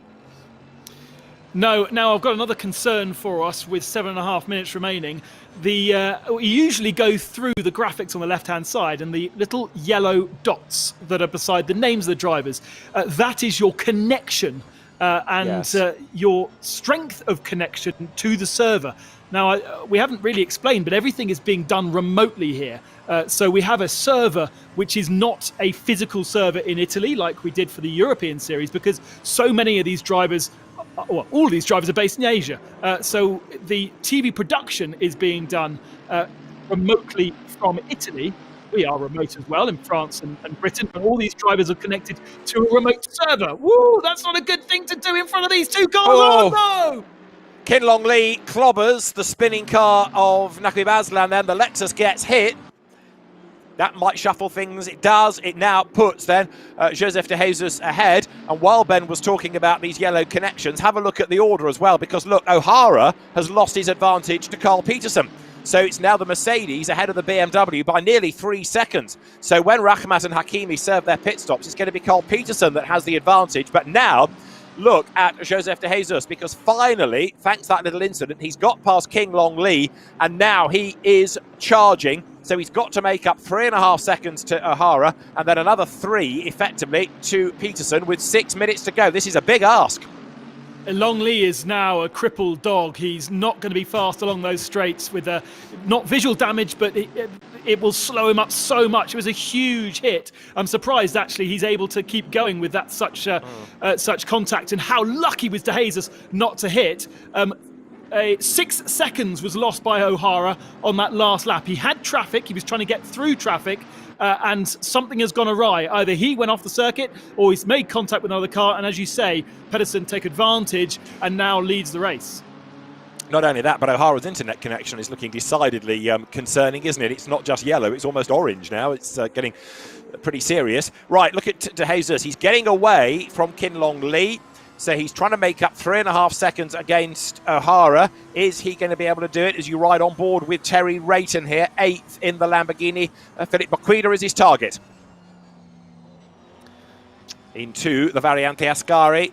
5 minutes and counting here, as a long way back, incidentally, number 5 Mercedes after its pit stop, Charles Fessera. So from 3rd on the grid, his race has unravelled completely, Ben, hasn't it? Yeah, very, very strange. Again, maybe used and asked too much of those tyres in the first stint. Maybe that's the same thing for O'Hara, asking too much of his tyres, and now, by doing so, you put yourself on the edge of therefore it's the car harder to drive and easier to make mistakes. And O'Hara's last lap 48.7, Carl Pedersen 48.9, De Jesus 48.1. So he's back down to the kind of pace that you would expect we have seen throughout the whole race. But he's still 3 seconds back from O'Hara, so he's not reeling him in. There, 91 Terry Rayton is still a bit stuck, is he not, behind Philippe Baquida?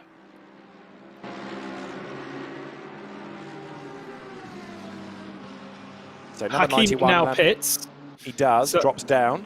Yeah. Yeah, so only one more now in terms of our leading contenders to take the stop.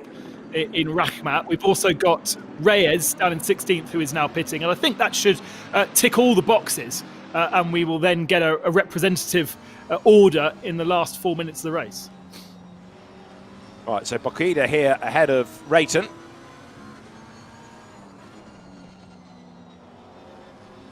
And Rachmat is still the leader, but he is leaving that pit stop very late indeed. These onboard shots really they look so realistic. The way the car moves around on the curbs, and it just brings you so much immersion. And I know a lot of these drivers will be using single screens.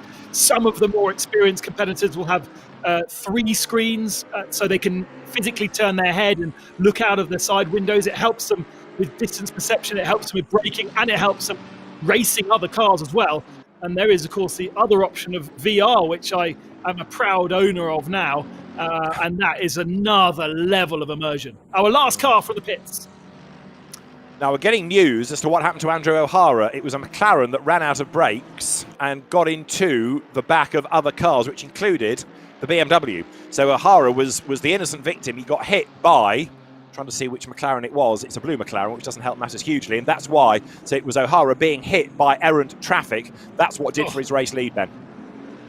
That is a disaster. And now contact here. Baquida getting into the side of Longley. Remember Longley with a very, very slow Mercedes now after contact. Rayton is past the party as well. And really, those two should be easily past the Mercedes, knowing its top speed issues. But Longley has definitely got elbows, hasn't he? Because he has them out quite often. That's absolutely right. Now there, as you see, the cars dropping into the chicane. Philippa Baquida drops back, so she loses a spot up the inside of Terry Rayton. Can the McLaren go back through? Yes, indeed. Baquida retakes the place. Great racecraft, that. So 3.26, then the McLaren through on the inside line. So 1 place lost, 1 place gained straight back. Going really well there. Rachmat came out of the pits on the tail of De Jesus. So actually is 0.2 of a second of a podium, which so the strategy of leaving it very, very late seems to have worked. Has he got the pace of De Jesus? I suspect not in this late stage.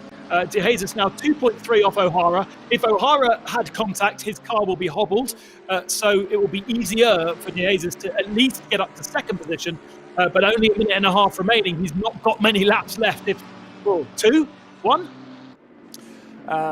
It's going to be 1 more, I think, isn't it? Just about. Depends where the leader is in relation to the clock. We haven't seen Carl Peterson go across the line. So 4.3 seconds is Peterson to O'Hara, who is falling away.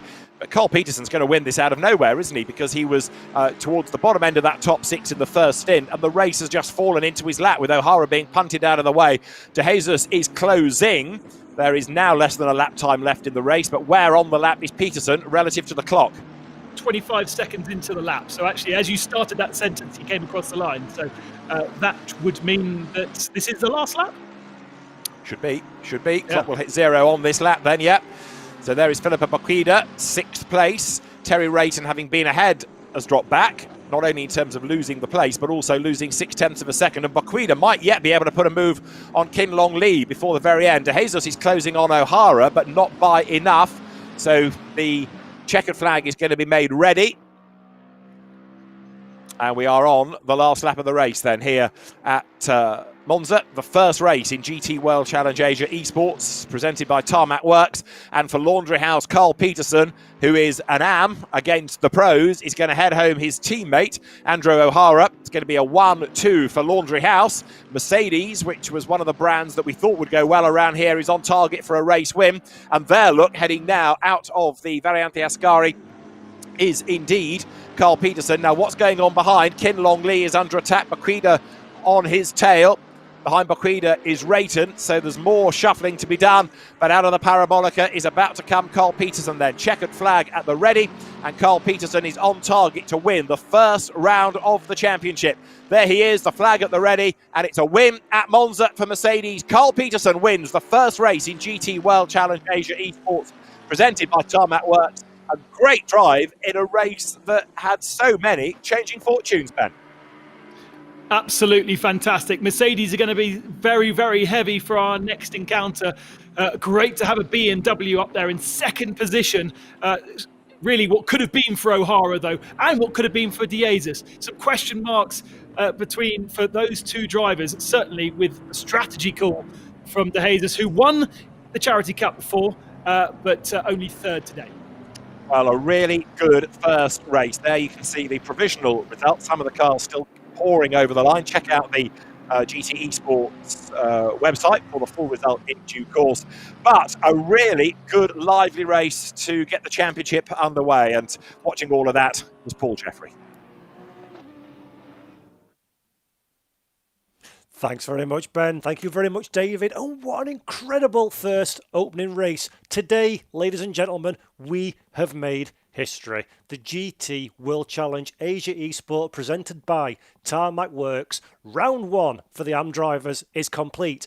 Before we look any deeper into the race and the drivers that will line up for the pro race that comes next, I just want to say a massive congratulations and thank you both to Kunos Simulazione, who create the Assetto Corsa Competizione racing simulator, which I'm sure those of you that have tried it before will agree with me is an incredible piece of racing simulation software, and also to AK Informatica and the team behind the scenes that bring this championship. The reason I say we've created history today, I'm based in the UK.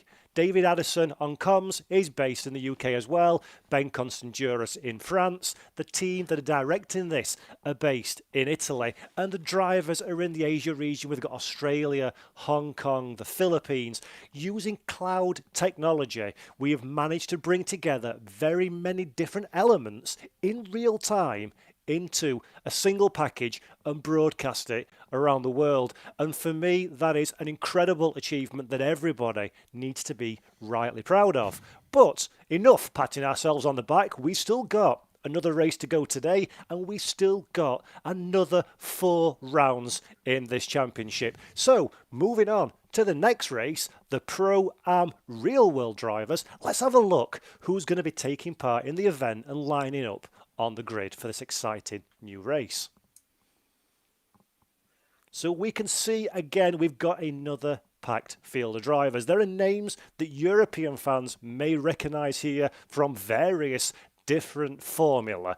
We've got drivers that are prominent in the GT Asia racing scene, drivers that have had Formula 1 experience, World Touring Car experience, and more relevant to this category, experience in these GT3 specification cars. These are professional racing drivers in the real world GT World Challenge Asia Championship and professional or the amateur professional drivers in the AM category of that series as well. Some of them have spent time behind the virtual wheel previously in racing simulators. Some of them are very, very new to this space. So they'll be calling upon their skills acquired in a real championship car and putting it into play in the racing simulation. The first race we saw for the sim racers produced incredible racing. David and Ben took us through that 1 hour race, and the format remains the same for the professionals. We've got 60 minutes of racing. Qualification has already taken place. There will be a mandatory pit stop once again where you've got to take on a litre of fuel at the absolute minimum in order to serve that requirement. So speed, skill, strategy, avoiding trouble, avoiding mistakes, avoiding the ever-inviting curves and gravel traps around the Monza circuit are critical elements to success.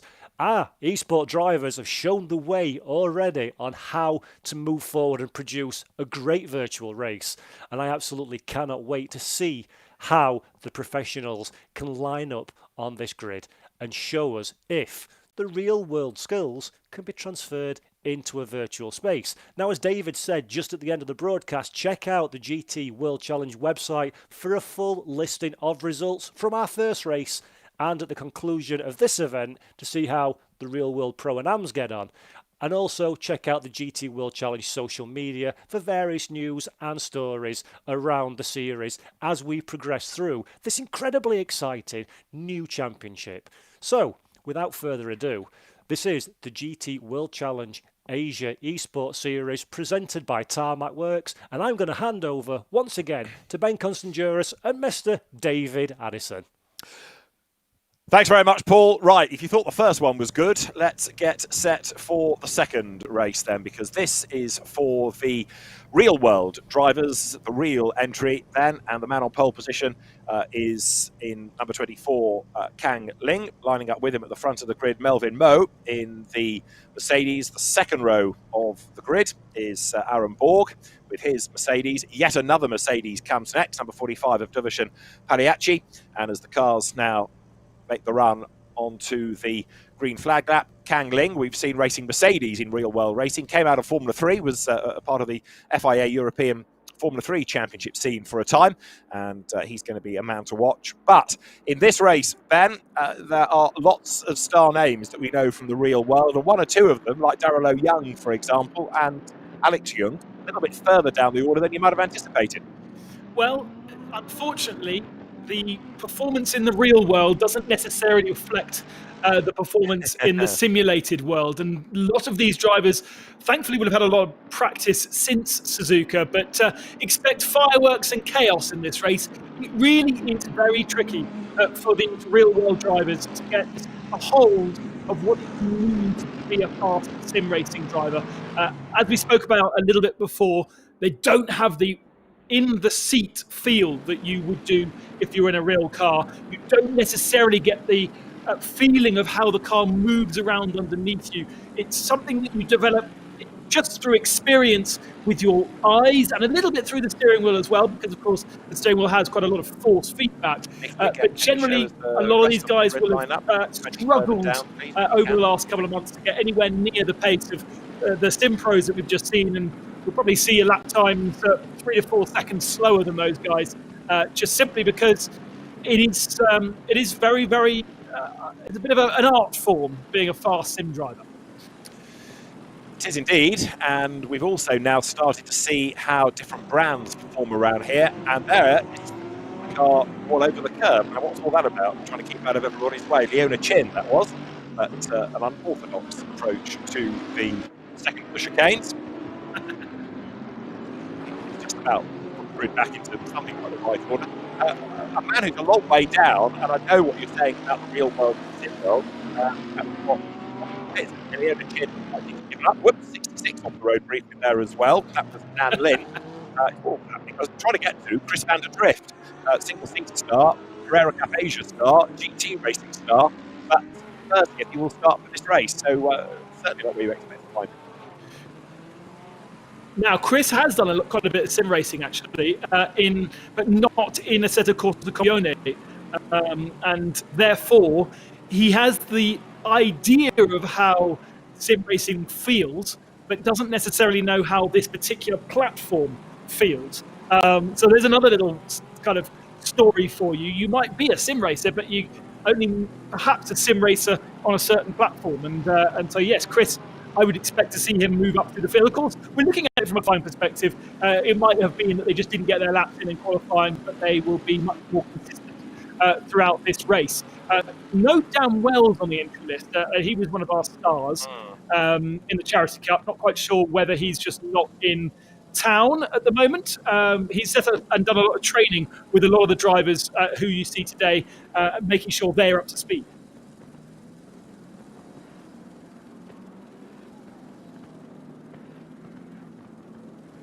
Now, the drivers can't actually make contact with each other before the start of the race. You can see them slightly overlapping each other. And they will also be told to stay in a box, a virtual box, and they must stay in that until the lights go green. And they must stick to a very slow speed limit, usually about 40 kilometers an hour. So it'll keep them nicely bunched, it'll keep them in a good order. And if they're not in that box when the race goes green, instant drive-through penalty. Alex Young starting 13th on the grid as the cars now make the run up towards the timing line. We've got a drive-through penalty offered up already for Mitchell Cheer as the race gets underway. Then the cars accelerate down towards the first chicane. Kangling from pole position tries to hang on to the advantage on the inside line, but is he going to come out ahead? Let's see, because the Mercedes there levels with him. Melvin Moe level. Whoops, there's contact, elbows out between the two. There's contact, there are cars going every which way, and Kangling is one of the casualties. He gets fired off on the outside, so Melvin Moe goes through, but there is mayhem at the first corner. Oh no! I mean, it's Monza, and it's likely to happen, and it's continuing past the first corner as well. There's going to be a lot of hampered and damaged cars, I think, out on circuit, certainly in the second half of the field, and some very long pit stops to get those cars fixed. What have we been saying, though, about the importance of keeping out of trouble at the first corner? It's an hour race. You don't just win it at turn one. Well, Melvin Moe leads. He has survived, although he wasn't exactly without sin, was he? Because he got embroiled in some of the battles. A lot of people now with work to do. We've got Mitchell Cheer still with his drive-through penalty as the cars power. There went another incident there. That's just down to bad driving, surely. Well, it was the passing car that decided to turn across. It was Alex Young, I think, that got caught up there, and there was absolutely nothing that he could do.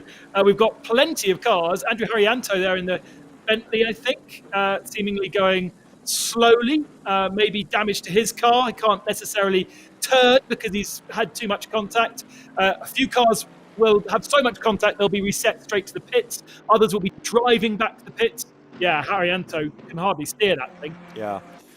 Right, so the survivors then, let's concentrate on them. Yellow flags are out in different sectors. 99 out of the Parabolica is Yetong Liang, but is he going to be able to go after Melvin Moe? Again, look, it's the Mercedes that seem to have the advantage here. Kangling down in roughly 9th place after bouncing off the barriers, bouncing off the opposition. So Melvin Moe leads the way, but it might well be that we end up with yet more in the way of penalties coming once the officials have had a look. It'll take a while, I suspect, to sort out all the mess. From turn one, as off the road there, look, goes the Mercedes.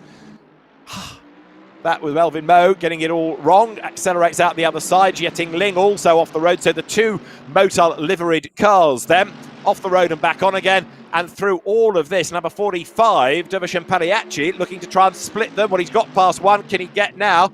Up past Jietong Liang. Let's see. He's on the outside of the second chicane. Not quite able to do it there.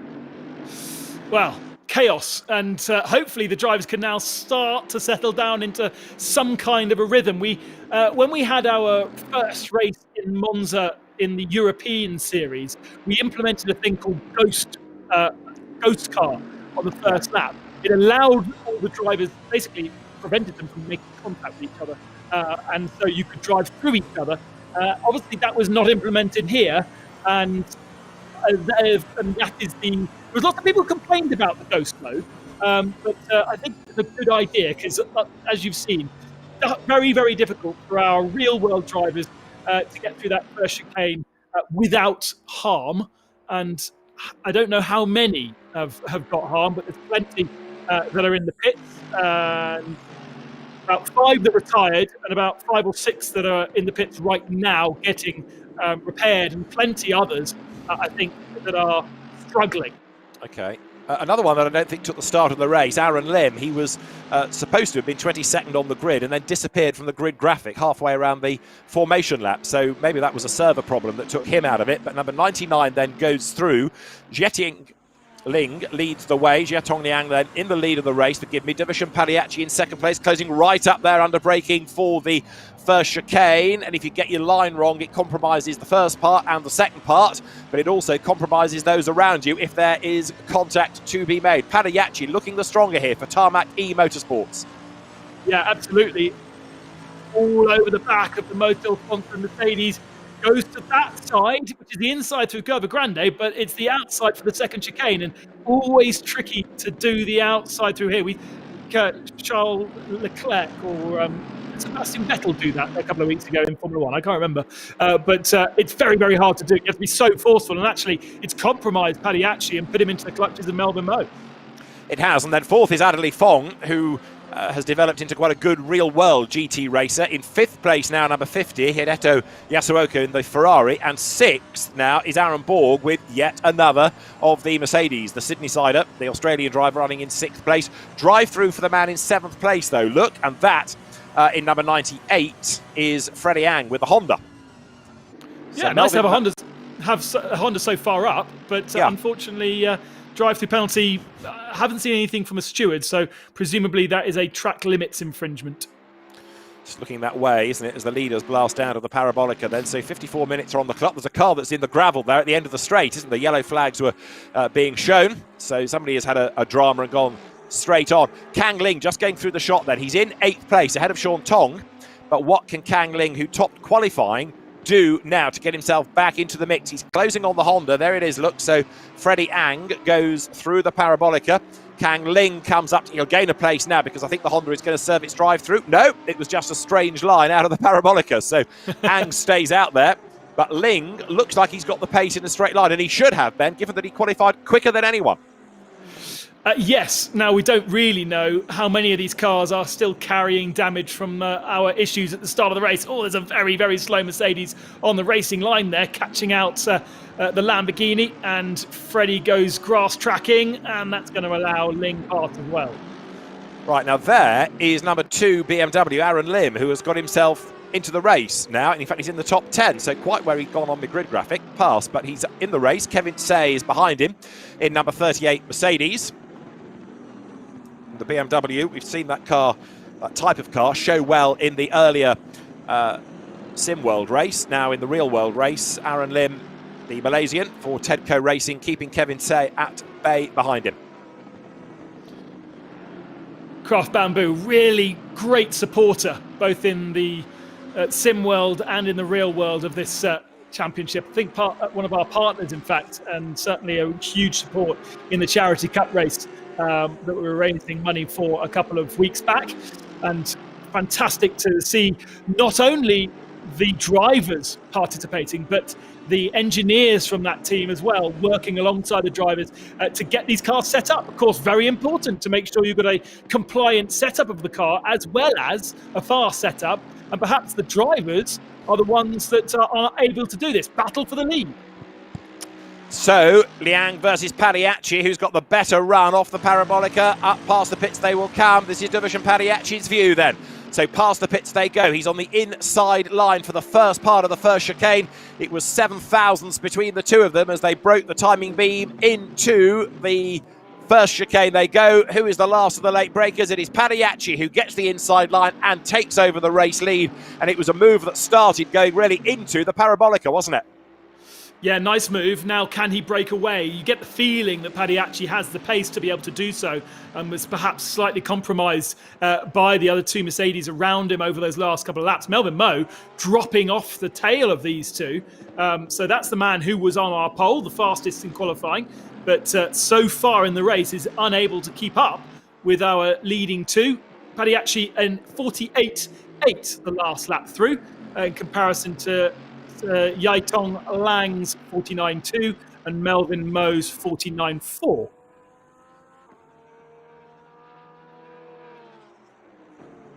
Aaron Borg down in 6th position on a 49.2 as well. So watch his progress through this first into the race.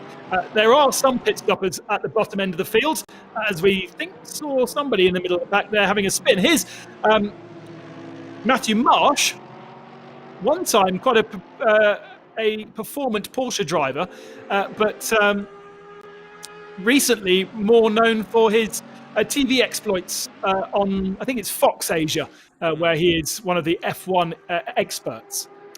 Yeah, journalist racer, isn't he, with some success, it must be said. So Matthew Marsh at the moment in the thick of the battles. Now, Ang, stop, go 30, it says. What's all that about? 21st place he runs, Ben. Because he's had a drive-through penalty already, you can't get a second one. So the next kind of stage up in terms of penalties from track limits again is a stop-go penalty. So he's got to stop for 30 seconds, and that will have been for a very large track infringement. Basically, keeping your foot in whilst you skip across the first chicane. Right, this is Aaron Borg's view, and there's about to be contact if he's not careful. Number 50 right there ahead of him is Yasuoka's Ferrari that gets elbowed out wide a little bit. The number 4 Mercedes then tries to get the run up the inside. The SRT Team Sydney entry does go round the outside. The Ferrari's going to slip back here. Hideto Yasuoka, and look who is behind them. Poleman, Kang Ling is closing up all the time here. Yeah, sometimes it's very hard for these drivers to know exactly where cars are around them visually. They do have some aids to help them in terms of like a radar that shows exactly where cars are around you. But because of the fact that effectively all these drivers are individually sitting in different rooms around Asia, sending their data to a server on a cloud in Asia, which is sending that data back to all of the other drivers to be able to see where they are in a split second. Sometimes it's predicting where the driver is rather than actually knowing. And so in those situations around the chicane, sometimes it's quite hard to know exactly where your competitor is. And that's where you get those little biffs and contacts. Right, now there is Ling making up ground. So Kang Ling goes through. He's ahead of Aaron Borg now. And a spin in the background, bouncing off the wall. That is the Ferrari, is it not? That is Yasuoka, Hideto Yasuoka. The privateer has been the Ferrari, I'm afraid to say. But Kang Ling is working his way forward. Now, we've also got to factor into all of this, of course, pit stops. Yes. Not many have been made yet. As with the sim world, the real race, you don't have to take anything except 1 litre of fuel. So you don't have to change your tyres. You can if you want to, but it's a longer stop. And we did see that didn't quite work out in the sim world for De Jesus, who dropped from first down to third, having taken tyres. But in this one, they're using a lot more of their tyres as Kevin C comes into the pits from the outskirts, the top 10. I think more will be needing to change their tyres because they'll be asking so much of them during the stints. So Ang has still got his stop-go to serve. 81 going through. Philip Tang in the Buddha Racing Lamborghini Huracan. And 24 Kang Ling is going after Adderley Fong now. 1.3 seconds was the margin. We've got, of course, a few cars delayed from the early strife. Whoops, that was Ling getting into the back of the traffic. That's delayed, and there's another car off into the gravel. It's a messy race, this, Ben, isn't it, considering these are the pros? Yes, but they are the pro drivers, but they're not pros at sim racing, and they are still finding their feet. If you cast your mind back to the start of the European series, it was a very, very similar thing with little mistakes creeping in. But by the end of the 5-round series, all of those real-world drivers have become proper sim experts, and we saw some fantastic action. So we forgive the little mistakes at the early part of this championship, and I look forward to seeing changes and progression as we move through the rest of the year. Well, indeed so. But right now, Divishan Padiachi, despite his internet connection not looking great, is the race leader from, in second place, Jiatong Liang, and then third is Melvin Mo, who led early on. This is fourth place Kang Ling, who, with dramas going on ahead, and to an extent, some of them he has just triggered because he was a bit robust in his driving. He's fourth ahead of Aaron Borg and then Sean Tong. And Ling is somebody with 46 minutes to go. We shouldn't rule out of this. Number 99 in second place, Jiatong Liang, having lost that race lead, has lost quite a bit of time in the traffic, hasn't he now? Yeah, absolutely. Look at Borg, one of our fastest men in the early part of the running. He's already gone into the pits, so keeping an eye on how long that takes for one of our leading contenders to make a stop early doors. And it's kind of shuffles him out of the same bit of track as many others. Adley Fong was the spinner last time. He lost 10 seconds, so dropped from, I think, 5th down to 7th at that point. Now back up to 6th thanks to Borg's pit stop. And he should be, if Borg has not taken tyres, coming out of the pits any moment. But he stays in, so it's a long stop for Borg. It is, isn't it? And also, you've got 999 of Billy Lowe with the Audi Sport Asia TSRT entry, the Macanese driver. Right, now there is the hard-charging Jiatong Liang, but he's lost 2 seconds, having already lost the lead to Divishan Padiachi. So as he comes out of the Variante Ascari now, he's lost yet more time. The wayward Porsche, a lap down, running out of road and back on again. 30 still Melvin Moan. There's more strife here, look, coming through the Lesmo curves. The Ferrari gets more or less back onto the road, but losing a place. That was, I think, Rick Yoon in the Hidden Cliff entry. Yes, he was 9th, and he's not anymore. Matthew Marsh gets up and past him. a remarkably long stop for Aaron Borg, still in pit lane after 1 minute and 23 seconds. Now, you ask why. It is probably because he's picked up damage from our first lap incidents, and he's chosen, by ticking a box, to have that damaged fixed. Now out of the pits after 1.5 minutes, he'll at least have a fresh car. He might have fresh tyres as well, but he's certainly lost a huge amount of time. He was running in that top 6 early on, wasn't he? So didn't look that hobbled to begin with. He may have had more damage that we didn't see the game. And have a look at Ling's lap times, because I'm mindful that he's had a first lap skirmish. He had one a couple of laps back, but yet he is still making good progress as there. Rick Yoon dives up the inside of Matthew Marsh, clatters his way through, tries to get the place. Also in that mix is Chris van der Drift in the Porsche. So van der Drift trying to get up through the pack as well, although he's not shown, is he, as being in that group on the lead lap. No, I think he might be 2 or even 3 laps down.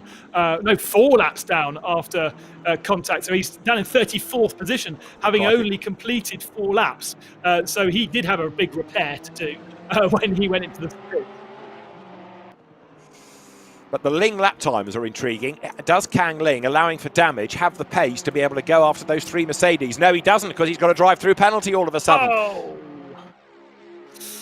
Didn't see it on the screen, but it would be a track limits penalty, gaining an advantage by being 4 wheels off the track.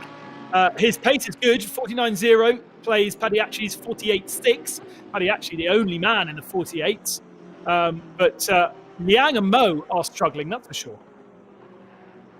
Yeah, they are, because they were, as you say, looking good early on. Matthew Marsh in the Porsche through, but Padiachi building that gap over the opposition. So Matthew Marsh, having lost out to Rick Yoon, wants the place back.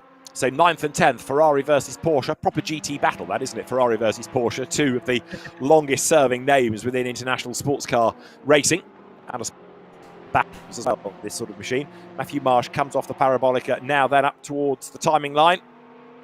So the 24 Ling drive-through penalty is not track limits, because our race director, Daniel Montero, has just said contact with number 26, which I think we saw, and therefore that is why he's got a drive-through. Okay, so it is for a proper incident rather than the game, and there is Matthew Marsh getting it all wrong under braking for the first chicane. Right onto his tail then comes Chris van der Drift. Up now to the Curva Grande they go, speed building. So Kang Ling, after all the promise shown in qualifying, is about to drop way down the order. He did do some of the GT World Challenge Europe esports races, didn't he? But in a Mercedes. Yes, good memory. I'd forgotten that. Looks like Chris van der Drift now out on circuit has good pace, being able to keep up with Marsh and putting him under a bit of pressure. Just a shame that he was caught up in such a presumably large incident on that first lap. Plenty of cars, a good lap or 2 down already. We were only 20 minutes into the race. I mean, it did take out seemingly half the field, didn't it? And you could tell that people had long pit stops, because it wasn't long before the lappery came into effect in all of this. So van der Drift is in 34th place. Alex Young, another one that's way down. Daryl Young, another one, 30th. Harrianto, 29th. So many of the drivers you might anticipate to be up at the pointy end really are in trouble. So this is Marsh defending against van der Drift, but in a sense, because they're so many laps apart, he could just let him go, couldn't he? Concentrate on his own race here. Yeah, and actually, if Chris van der Drift is faster, I would be looking at... He'll know that he's not racing for position. He'll see that on the graphic. So if Chris is faster, I'd be looking to let him pass and then learn and follow. He's a Porsche, so we know it's the same car, and Matthew could actually work out a little bit about where he's losing out. It does look like he's losing out at the end of straights, so top speed, and that will simply be down to damage. Meantime, battle is on here between 99 and Jiatong Liang, and who is that behind him on the road? It's the delayed number 4 of Aaron Borg, isn't it? So not only was it a long pit stop, it's lost him a lap relative to the opposition. So Ben was right in saying it was a long stop in terms of sheer numbers, but the damage of losing a lap really does put you out of the race, doesn't it? Interesting to see again whether he can get past Liang and sort of go up the road. Lights flashing from Melvin Moe. Pretty sure that doesn't do anything in sim racing. It does in the real world, because you get kind of a reflection in your mirrors and you see it. But in the sim world, I don't really think it has any kind of effect whatsoever. It's more comforting from the driver doing the pressurizing just to make him feel better than anything else. But yeah, look, I think Borg can get past this and disappear up the road. Now he's got a clean car. Let's see then as the cars work their way down into the Parabolica once more. Borg is certainly on his toes, isn't he? He's looking competitive, but having said all of that, Jietong Liang, second place in the race, can't afford to get involved in any battles here, and he doesn't want traffic really ahead of him that might get in the way. So it's in his interests to keep the lapped car behind him. But look, Padiachi, 7.4 seconds clear. So he's caught those leading Motul liveried Mercedes, passed them, and pulled away by over 7 seconds. And of course, now if Liang is defending from the lap Borg, that's only going to add to the gap growing between the leaders. Yeah, 1.5 seconds on the last lap. Looking down the timing screens, there is nobody within a second of Padiachi's last lap time, which is a 48.3. So remember I said we would expect a gap of 3 or 4 seconds between the sim and the real world? Well, actually, it's only about a second for Padiachi. He's right on the pace that we saw from our real world guys. Sean Tong going through in the Audi, and he's getting himself onto the back now of Tenju Izanlei with the Tedco BMW that goes way out wide. So Sean Tong should be able to try to gain ground out of all of this. Sean Tong, the Hong Kong driver, up into 4th place now. So the Audi may not necessarily be one of the favoured cars, but Sean is on the Audi roster in real world racing in Asia. We've seen him occasionally in Europe. And here he is now making progress in a rather twitchy, as Ben called it, edgy looking car. It does, doesn't it? I think maybe that is why people prefer to steer away from it, because it's a bit of a challenge. And the BMW got really deep on the brakes there, nearly contact between him and the Audi. And that's now put the BMW into the clutches of a recovering Adley Fong, who's got his head down now and looking to get back into the top 5. Yeah, Fong in the Lamborghini, so closing as there. Look, Liang is still keeping Borg at bay. So this is 2nd versus 20th. And Aaron Borg does look the quicker of the two, but Liang just continues here to, if you like, get in the way as he defends. But the lead gap has come down, hasn't it? From over 7 seconds to 6.7. Is this maybe Borg spurring him on? Aaron Borg comes up to have a go on the outside line, going down towards the chicane. This could end in tears, couldn't it? There's also the fact that there's traffic up the road too, but Liang maintains track position. These two do need to be careful. And Liang doesn't need to be battling. He just, if he's feeling too much pressure, let him go. He's not losing any time by doing so, and Borg can then stretch his legs and get out of the way. But right now, I think you could easily make a mistake having the pressure. Now, this is Kang Ling about to get back past Matthew Marsh after his drive-through. Kang Ling goes through up on the inside line, picks up the place, job done. So it's a real snakes and ladders race, because as he gains a place, he goes off the road and is in danger of losing it once again. So late on the brakes, Kang Ling, well, he does survive the experience, but it's just a messy race from him, isn't it? Yeah, and he really had to get on the anchors there, because if he'd skipped across that chicane too fast, he would have picked up another penalty straight away. It's an automatic thing. The game calculates the advantage you've gained by being off the track and then instantly throws you a penalty. So actually, it's a bit of a weird one that if you are off track, you sometimes have to brake, knowing that you're taking such a chunk of track away from the time that is being calculated. Something like that is a lot easier. The game will say, you've got a warning, you've been marginally faster, you're a couple of hundredths faster, that's fine. And I like the system in Assetto Corsa Competizione. It's way more forgiving and it's way more real than you have in other sim platforms where as soon as you go 4 wheels off, ping, penalty, punishment. Here, at least, there's a bit of flexibility unless you do it too naughtily. I think ping, penalty and punishment is a good name for a firm of solicitors, isn't it? Kang Ling out of the Variante Ascari. He's still pressing on then, still trying to make up the lost ground. Rick Yoon is the next target in the Ferrari, 1.9 seconds further up the road. But look at the gap between the race leaders. Padiachi is toying with them, isn't he? He's now stretched it again to over 8 seconds. It's a mighty performance, this, from Padiachi. One of the really key things about being a motor racing driver is consistency, and there is no consistency at all at the front of our field. Padiachi did a 48.3. Then he did a 50.3. He's now done a 49.3, whereas Liang has been in the 49s and now he's in the 50s, and Melvin Moe's in the 51s. So it's all a bit of a mess at the front of the field, and that's why we're seeing such changes in the gaps between them over the last couple of laps. Well, Kang Ling has got traffic, but he's also now very close indeed to Rit Yoon. That is Adderley Fong recovering, one-time British Formula 3 racer, but as I said early on, he's made quite a nice niche for himself in GT racing in Asia, and he's closing on Sean Tong. That is Ling. He's got two back markers that get themselves together, and he gets involved as well. So he was going after that Ferrari. He's still going after that Ferrari of Rit Yoon, but again, the real-world drivers are blotting their copybooks here, aren't they, with yet more contact into the chicane, and Ling lucky to survive that. One of the really tricky things about sim racing, because you don't necessarily have the ability, depending on the setups, the hardware that these guys have at home, you can't turn your head and see the car beside you. If you have a single screen, you can only see in front of you. And so sometimes the side-to-side action is quite hard. There is a radar system in a set of Corsa Competizione that I've spoken about before that kind of shows you exactly where cars are around you. But you can also have that turned off if you want. But ultimately, it is one of the big differences. In the real world, you'll hear the car beside you. You'll be able to turn your head. You'll have a great awareness, and you'll have a fear as well, a little bit of a fear. Whereas in the sim world, you don't have any of that.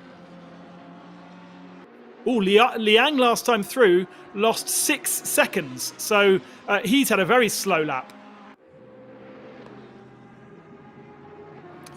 Well, Kang Ling is still chasing on, isn't he, in the Lamborghini. 8th place now, having got himself up past Rit Yoon. The next target is number 2 of Aaron Lim, as there is 99 Jiatong Liang. So he's down in 3rd place, having lost that time. He's lost a place as well, and we're approaching the halfway mark. Now, the best of those that have made a pit stop, Ben, where do we look for Antares Ao down in 15th place? A very early pit stopper. Presumably forced into it by damage. We certainly know that Borg was as well, and Borg made a hugely long pit stop and it's still second of those that stopped.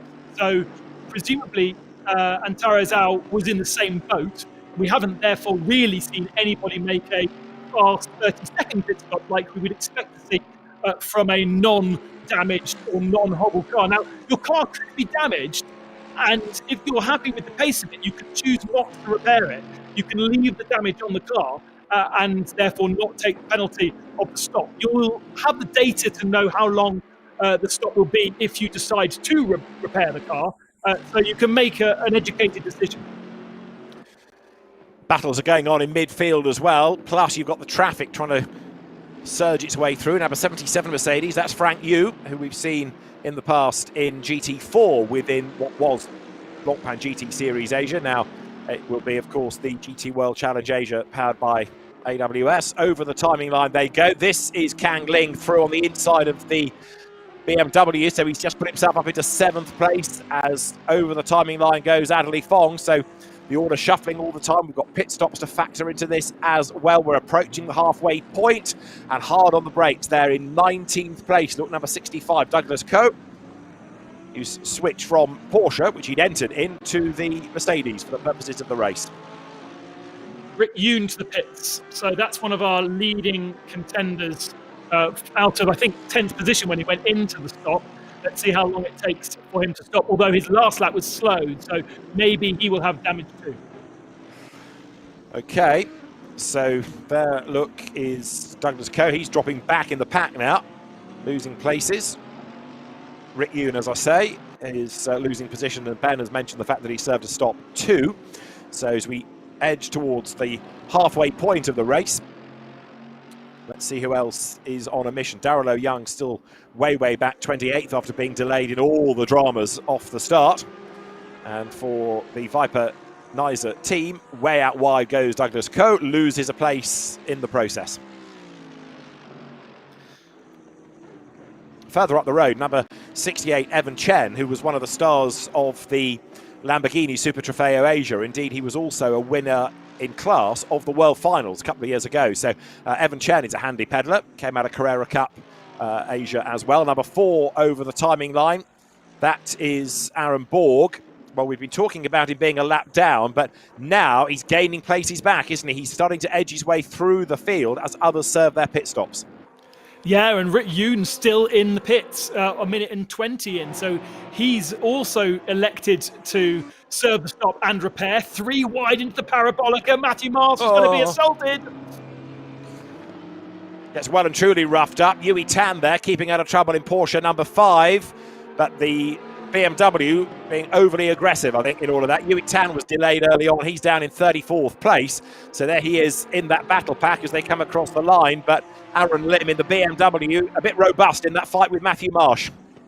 Yeah, I mean, late on the brakes, he probably wouldn't have made the corner unless he bounced off somebody. And unfortunately, Matthew's going to be with yet more damage. And this time he goes deep tan into turn 1. The Bentley gets compromised. They all kind of squabble over grip at the exit as well. It's chaotic in the mid pack. And actually, that BMW, the Bentley seems to have dropped about 4 places there. Yeah.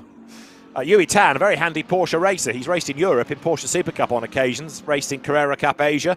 I'm surprised he gets categorised as an AM for the purposes of this, because he's a very handy Porsche racer. His wife, TV presenter Claire Jedrick, also a racer. And there Kang Ling goes through. Now Ling is 7th. Fong, the next target, 8.5 seconds up the road.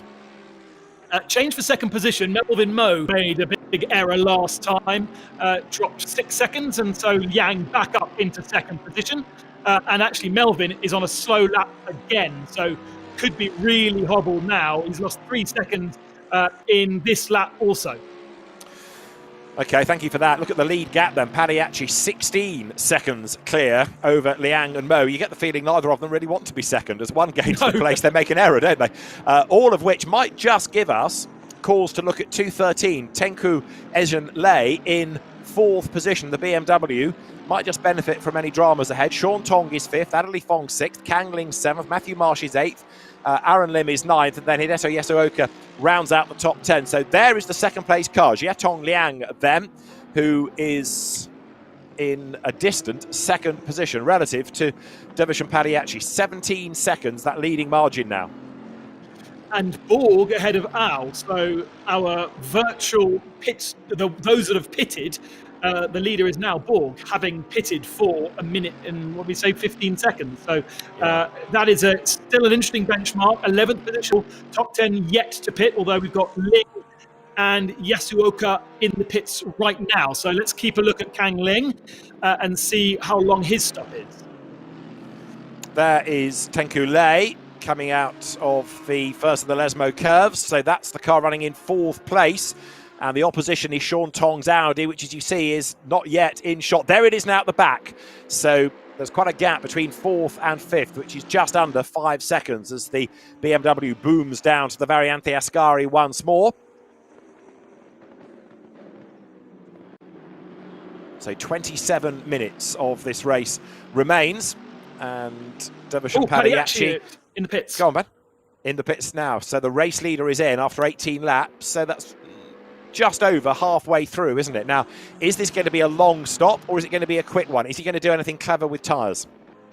Well, Kang Ling was about a minute and 10 stationary. So that might just simply be a pit stop with tyres. It might not necessarily be damage. Certainly Liang has damage. Padiachi, I don't think we've seen him in contact, perhaps a little touch at the start, but ultimately that is him, I think, off his jacks and heading back out onto circuit. So his pit stop is going to be significantly shorter than those that we've seen so far. Just waiting for him to cross the pit out line. A little bit of time. It's still, there we go, 48 seconds. So that is, for me, a pit stop with tyres.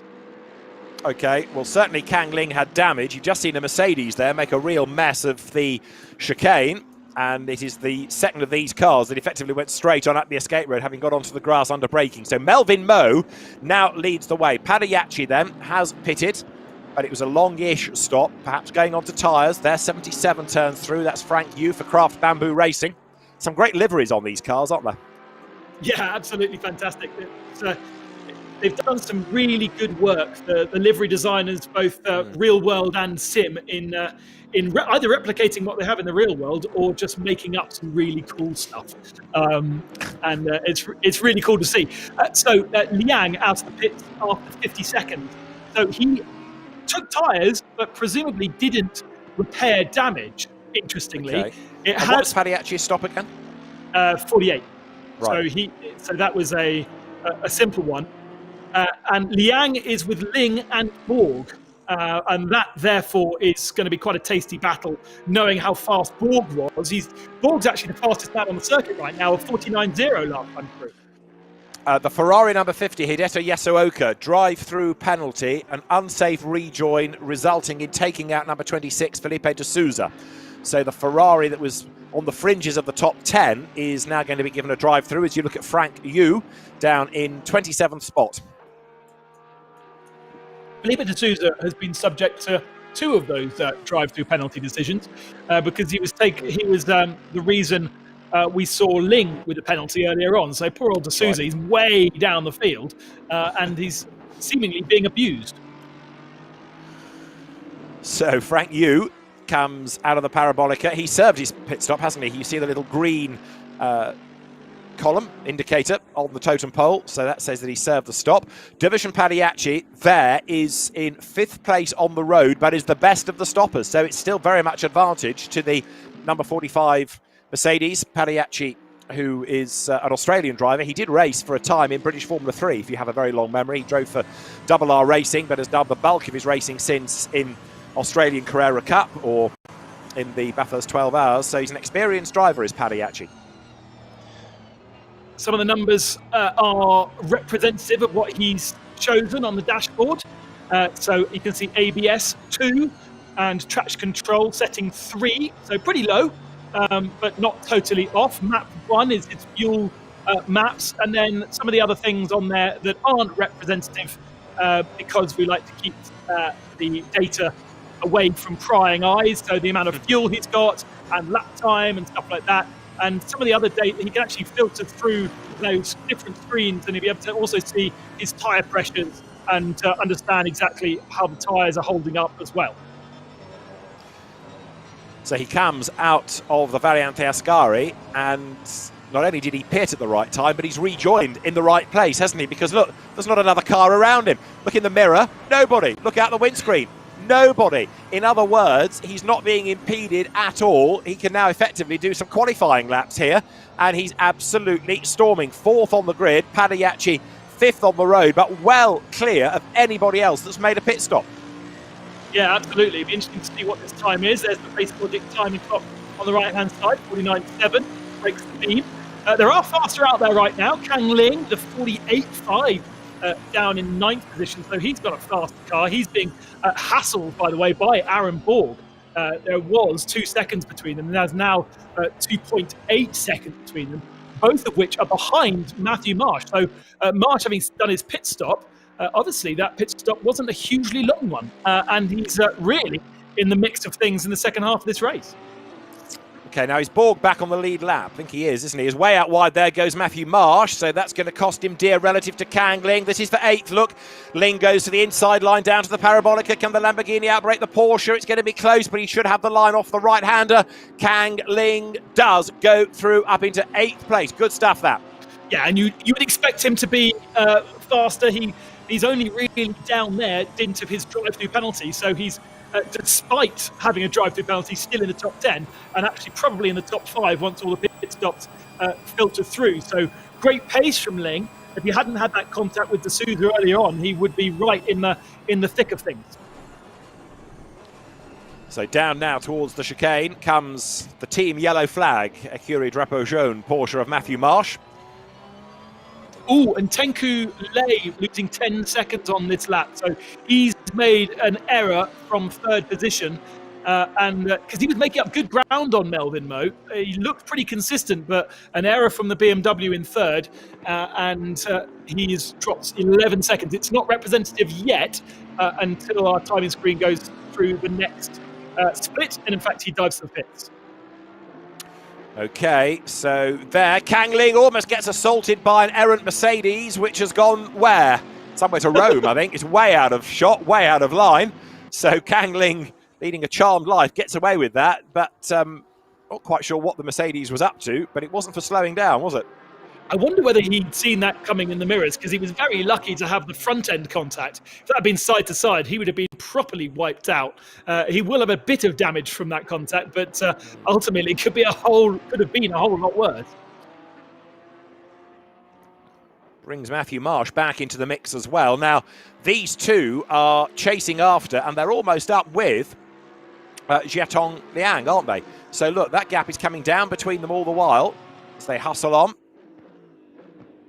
So Kang Ling in the Lamborghini accelerates down towards the Variante Ascari. Right now, though, with the pit stop cycling through 33 Porsche of Antares Au, that was an early stopper. That's in 13th position.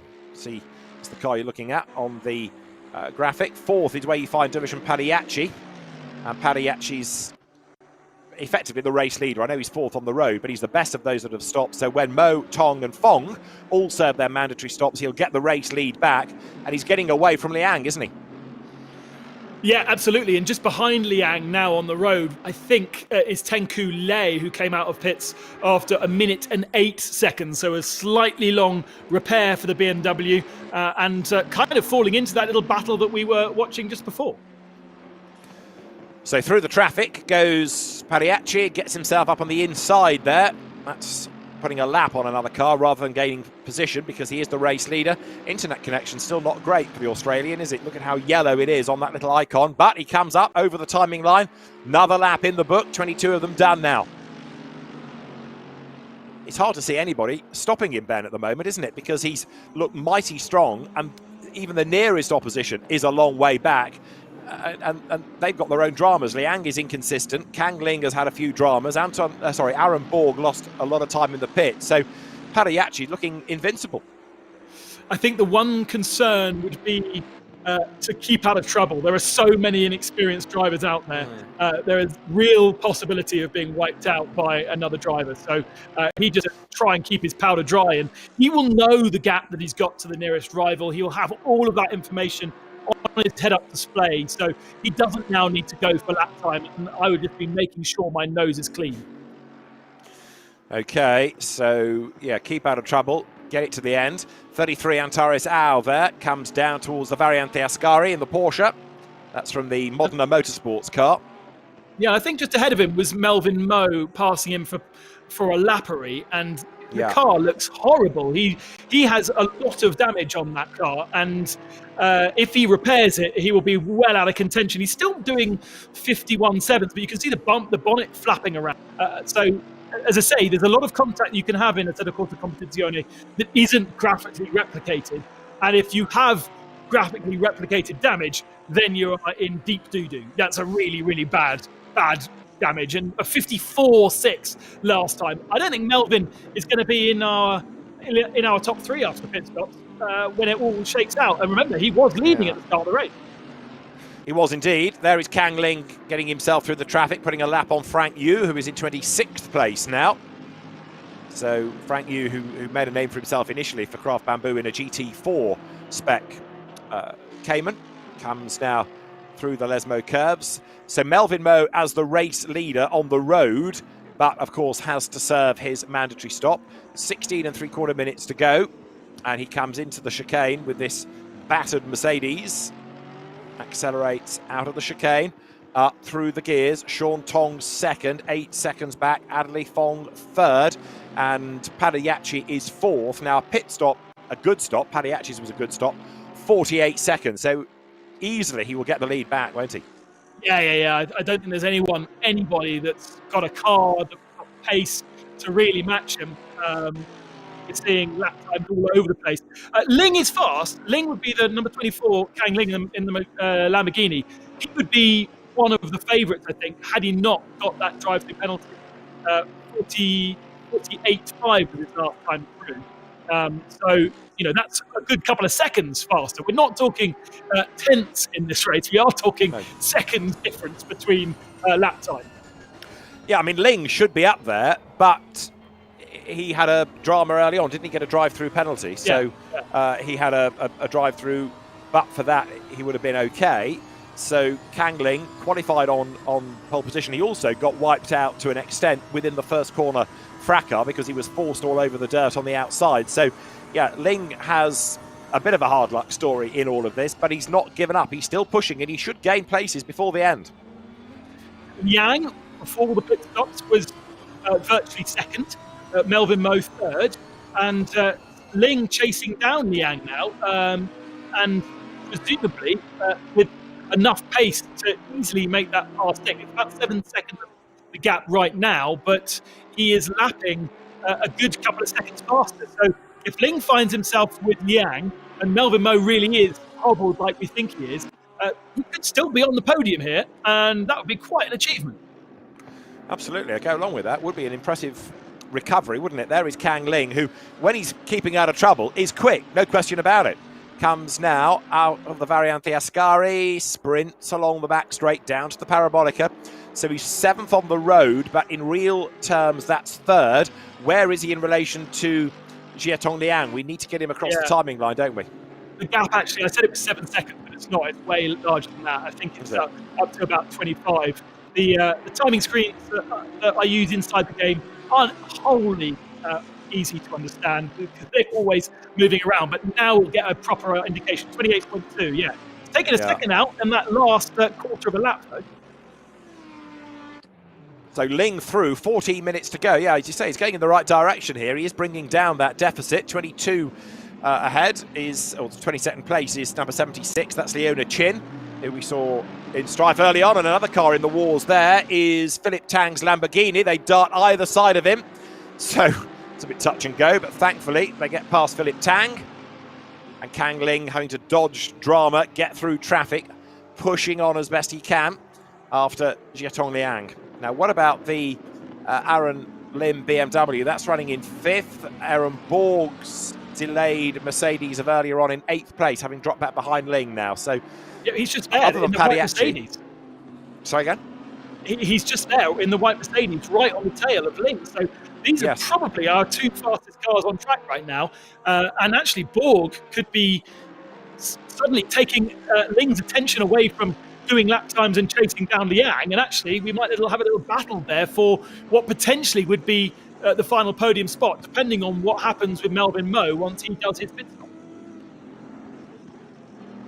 Well, there is Melvin Moe, race leader. He is being caught anyway by Sean Tong, so their battle is going to carry on after the pit stops. You can see the blue Audi in the background is getting a little bit nearer as through the Lesmo curves goes Melvin Moe. He's back onto the power now as he accelerates along the short straight down to the Variante Ascari once more. For Craft Bamboo Racing, Melvin Moe leads the pack, but to the eye, Sean Tong is getting closer and closer. Yeah, seconds a lap. Melvin's doing 51s at the moment, and not probably down to his pace, more down to the fact that he's trying to drive a car that really needs to be in the pits and repaired. But with 12 minutes remaining, and having not repaired it thus far, it would be very unwise for him to go into the pits and then repair it. Oh, contact between Borg and Ling. So they were fighting for 7th on the road and off the road. They get back on, being closed in on by the traffic. Just going back to Melvin Moe, it does make you wonder. I think you touched on it, Ben, really. If the car does need repairing, why not do it? Why stay out? So I think he's going to try and brave this out to the very end. Borg comes up to have a go at Ling once more, but Kang Ling staves him off going into the chicane. 1 minute 55 with Melvin Moe's last lap time. That car needs to be in the pits. Adley Fong brings the Lamborghini into the pits as a Ferrari goes spinning in the background. Let's see how long Fong's pit stop is. Without damage, it's about 48 to 50 seconds, and then it can be longer if he chooses to repair damage. With 11 minutes remaining, having driven a car for this long, if it is damaged, I would be just getting out as soon as possible. So in it comes, and that therefore will take Adderley Fong out of the mix. We've got a change for the lead. Sean Tong is ahead of Melvin Moe now.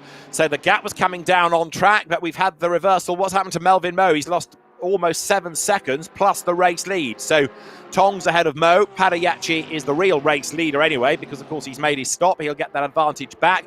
Adderley Fong has served his pit stop. There is Kang Ling going through. That's Adderley Fong back on track now. Accelerates down towards turn 1.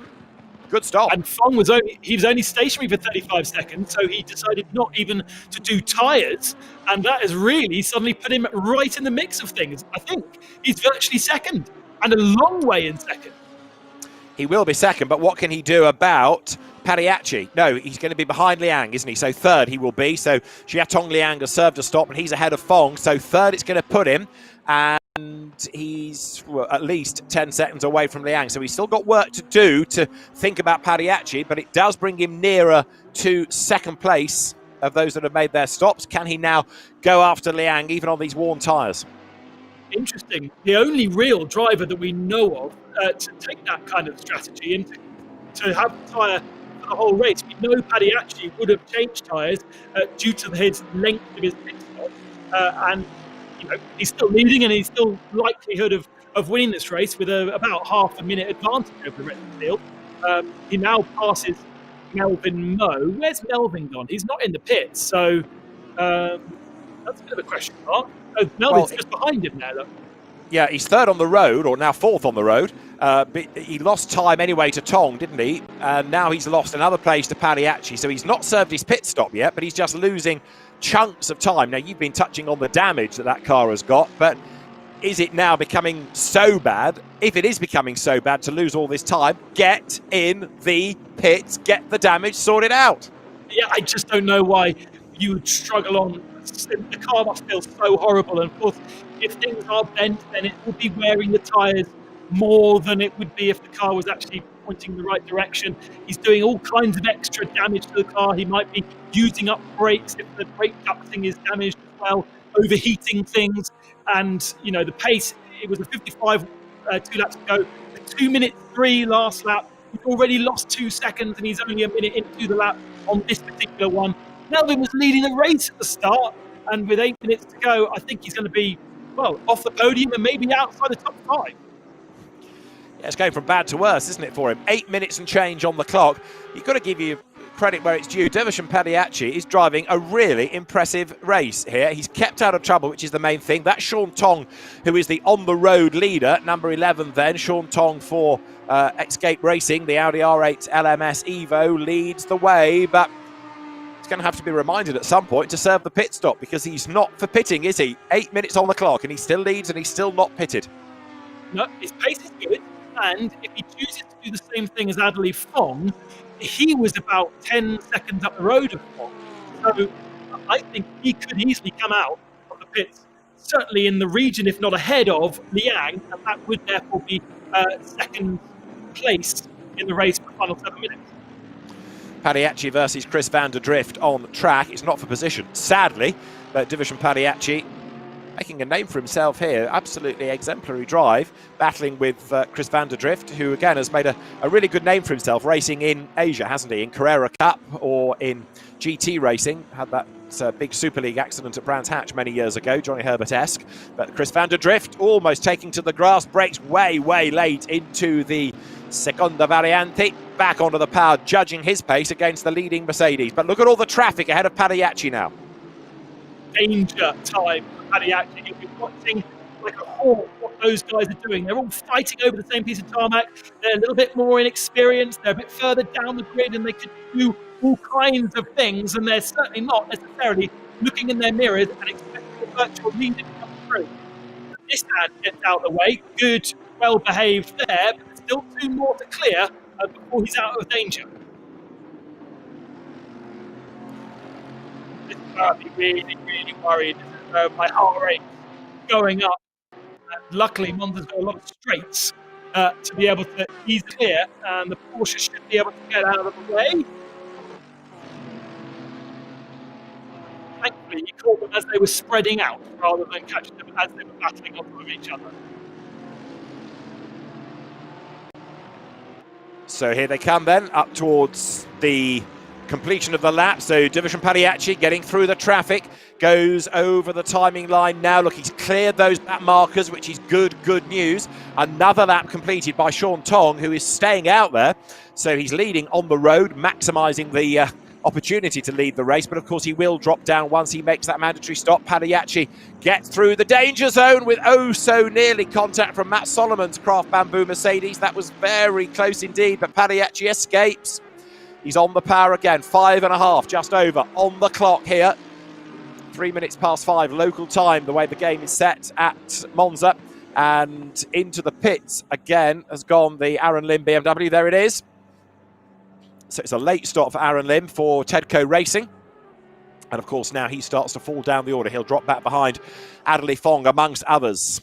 So there you've got the car in the pits. Takes on that litre of fuel under the regulations. Another brief yellow flag pops out as you see on the graphic.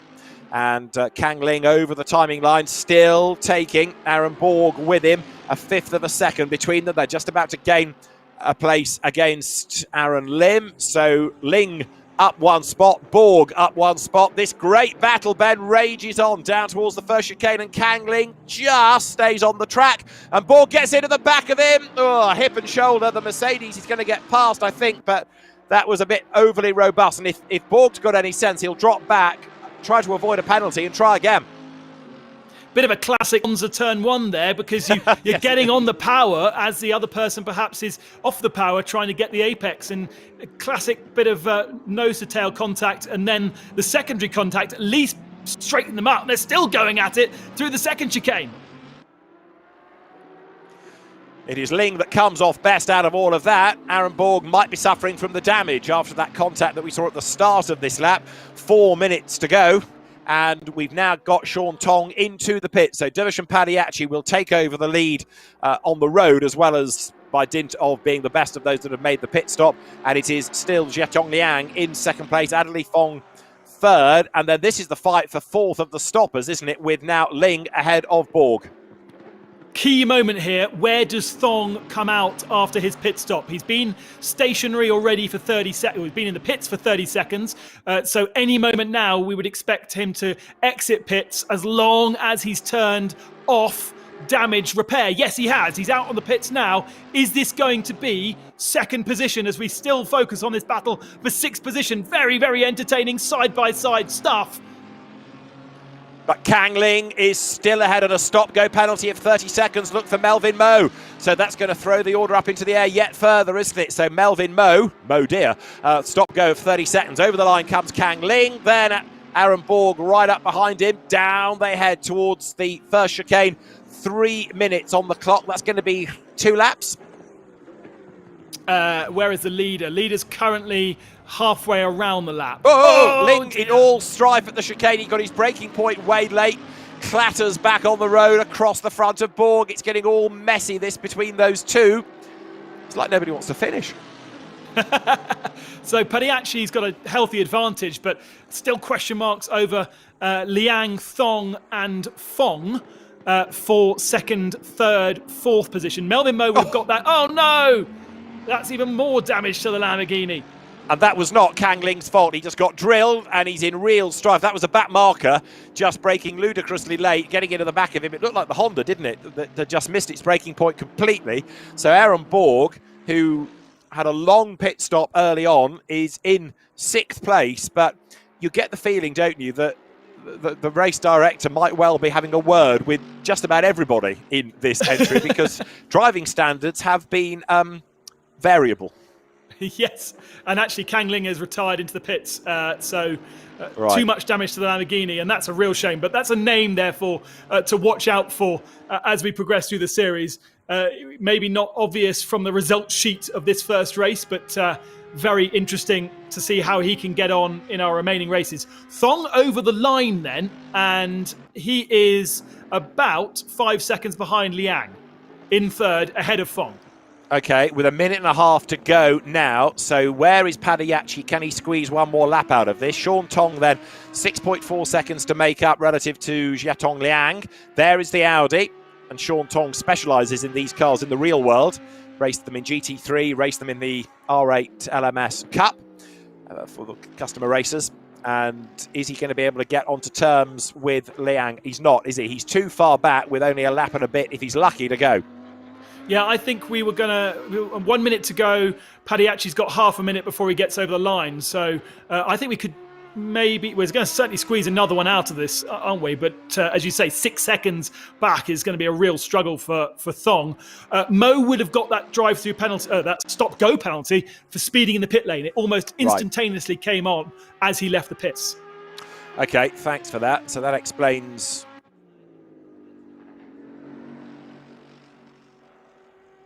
30 seconds remaining as Padiachi goes on to hit the last lap of the race. That explains what's going on as far as the penalties are concerned. And we follow Sean Thong in the Audi. There is Padiachi then the Parabolica, into and there the onto first his last chicane. lap now As we've said before, is Division Padiachi. So all good for the Mercedes driver, isn't stellar, it? strong, kept out of trouble drive. We've actually got a couple of bit more traffic to contend with on this last lap as the clock now ticks to 0. 5:10 local time, Monza. Similar conditions to we saw in the sim race with a track temperature of 25 degrees, air temperature of 20 degrees. And it has been pretty much lights to flag for Padiachi. Had a couple of laps where he needed to get past the Craft Bamboo boys when they were undamaged. But Melvin Moe has fallen foul of a lot of damage throughout the race. And Jiang Tong Lang holds on to second position where he was for the majority of the second half of the race, and has actually stretched a little advantage over Thong as well.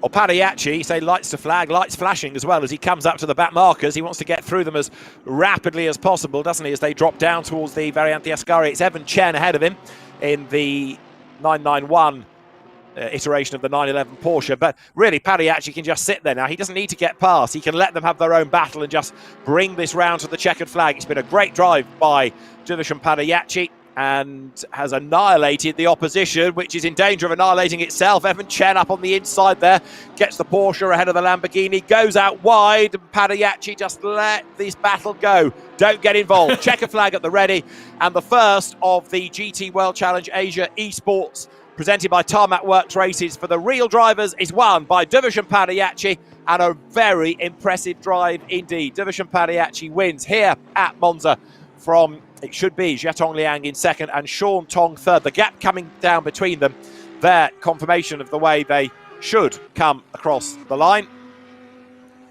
But a really impressive drive by Division Padiachi to pretty much dominate our first real-world drivers' race, Ben.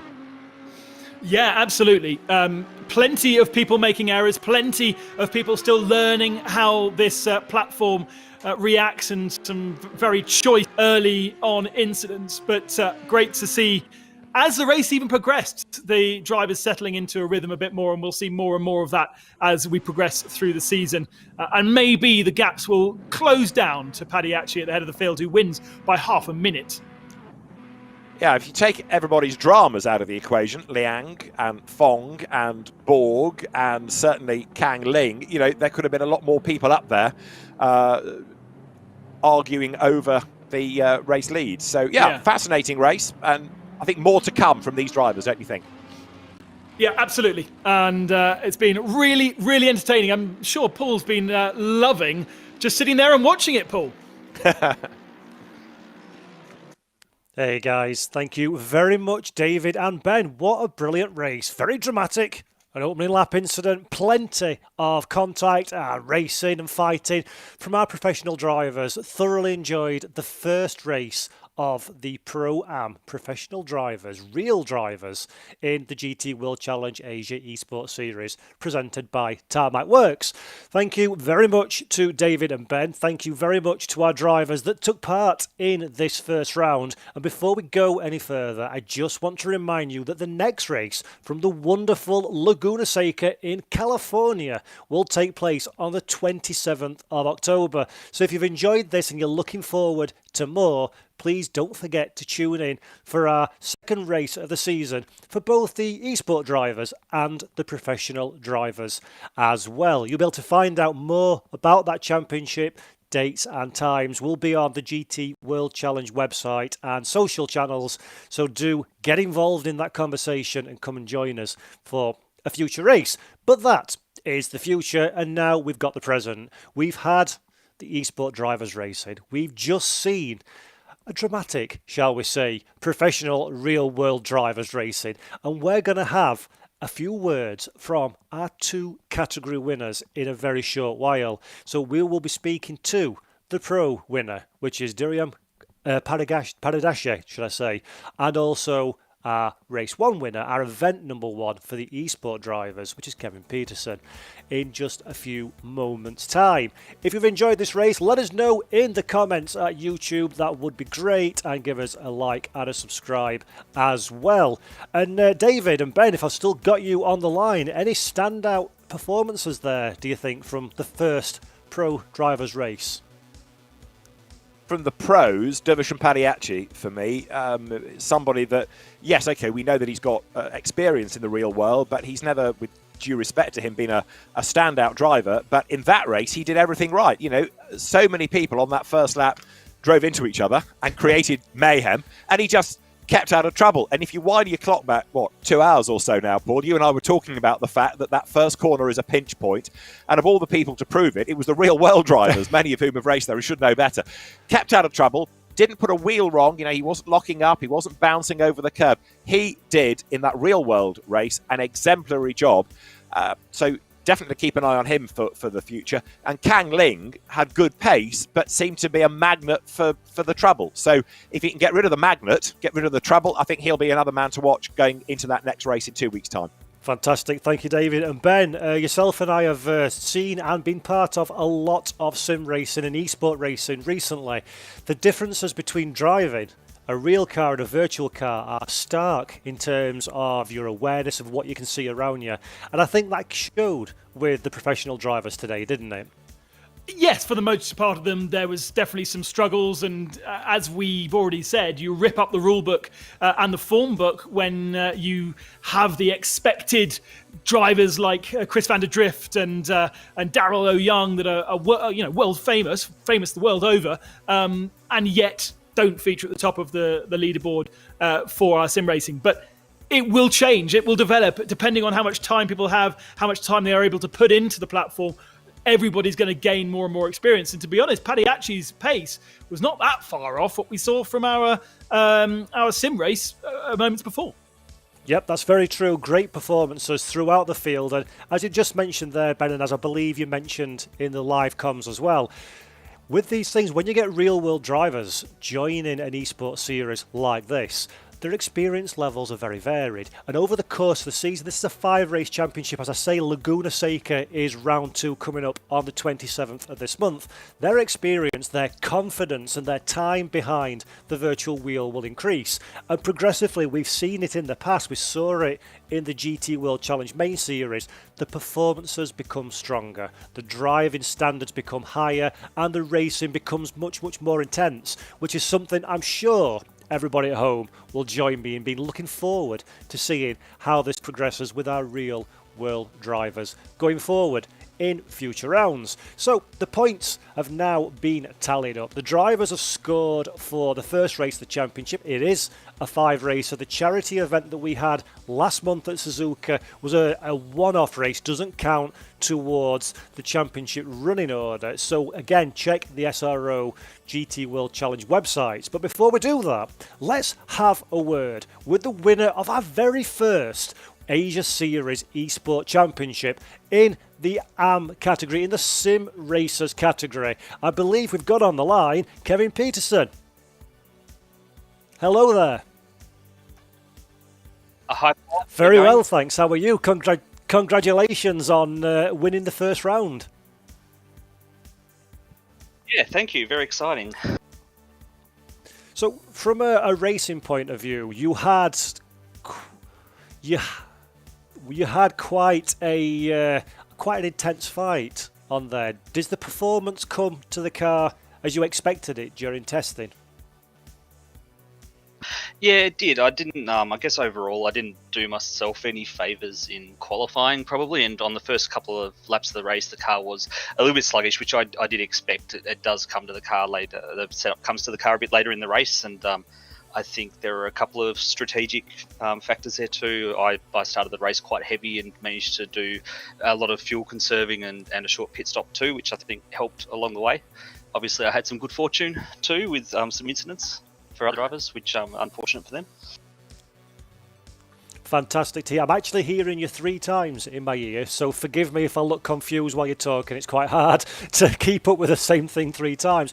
But in terms of your rivals, have you been impressed with the speed and consistency of the other drivers? It's going to be a difficult season, isn't it?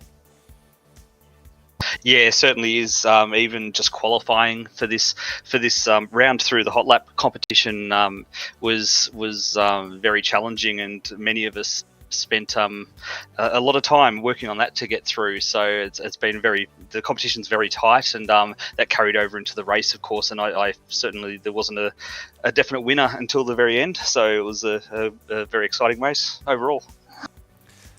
Fantastic. And going forward, we still got 4 rounds left in this championship. Laguna Seca being the next one. Very different tracks, very different characteristics, how they'll play for the car as well. Give people at home some kind of idea of how much time you put in behind the wheel. What sort of practice do you do to be at the sharp end in a series like this? Yeah, certainly so. In the case for this round, it began with the qualifying setup, obviously, to get through the hot lap competition.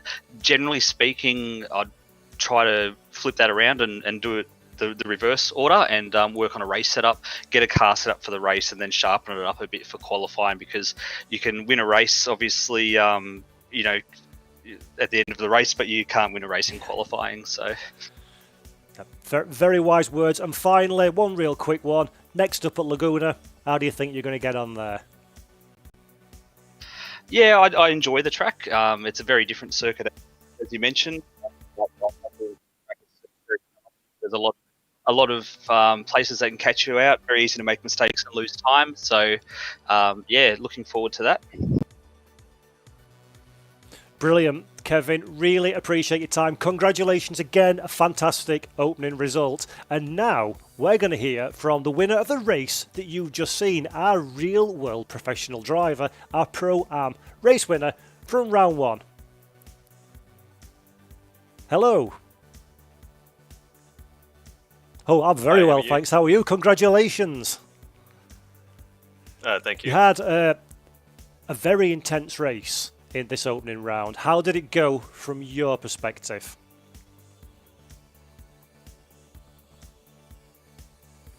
How did the race pan out from your point of view? Very dramatic from us watching on TV. Yeah, it was. Once we got through the first corner, relatively cleanly, I just sort of focused on just not making any mistakes the whole race. Very similar to like a real world event as well. Like, you just got to do consistent laps, stay out of trouble, be really good with your passing as well. I've done a lot of GT stuff before and long distance racing. Just brought that sort of experience into this esports world as well. It was a bit chaotic. I know there was a lot going on behind us, but I just focused on my own race and just made sure I didn't do anything wrong and made sure the pit stop was on point as well. Now, you say that you've done, obviously, a lot of real-world GT racing and a lot of sim racing. Has there been opportunity for you to take your real-world experience and apply it into the sim that helped you get the race win today? Yeah, there's certain things that apply. Not everything, of course. Obviously, there's a big difference between the sim and real life in terms of the car feeling, but just more the mentality. When you go into a race like this, like I've done races sort of like Bathurst 12-hour and big GT endurance races here in Australia, and you sort of treat it the same. You know, you've got slower cars, faster cars, and every time you make a pass, it has to be full commitment, no sort of half moves or anything. And there's be clean coming through traffic, and the same thing as well, like not making any mistakes the whole time, brake markers on point, coming to the pits, leaving the pits, all these little things that we do in real life carries over to this as well. Now, we saw that a lot of your colleagues on the track from the real world had a bit of a difficult time adapting. So just really quickly, what sort of practice and preparation have you put in to get to the point where you were so competitive here at Monza? Didn't do a huge amount of laps, really. Every time we did, it's more like a quality over quantity thing when it comes to the sim racing thing. Like I struggled to stay on the sim for very long. But when I do, like I just try to do consistent laps, and I was just with some of my mates. We just chip away at setup, and we'll jump on maybe for an hour or so on a weekend and just try to do an hour of perfect laps and just muck around there. And that's all we really do. I try not to do too much because there is a bit of a difference between this and the real life, so I don't really want my real life driving to get too compounded. But I just try to do like quality laps every time I'm on the sim and treat it like real life. So if I crash, I turn the sim off, and I do that pretty much every time I jump on. Brilliant. Thank you very much for that. That's Devashan Pariashe, the Race 1 winner of the Real World Pro Am Championship. Thank you once again and congratulations for a great result in this opening round. And everybody at home, I really hope that you have enjoyed this presentation of the first race of the GT World Challenge Asia Esports Series by Tarmac Works. It's been an absolute honour to be involved in what is a groundbreaking and historic first eSport championship. So congratulations to everybody behind the scenes. Congratulations to all the drivers. Thank you to everybody who's been watching us at home, wherever you are in the world. And last but certainly no means least, Ben Constanduris and David Addison. Thank you, gentlemen, for taking us through two very action-packed and exciting races.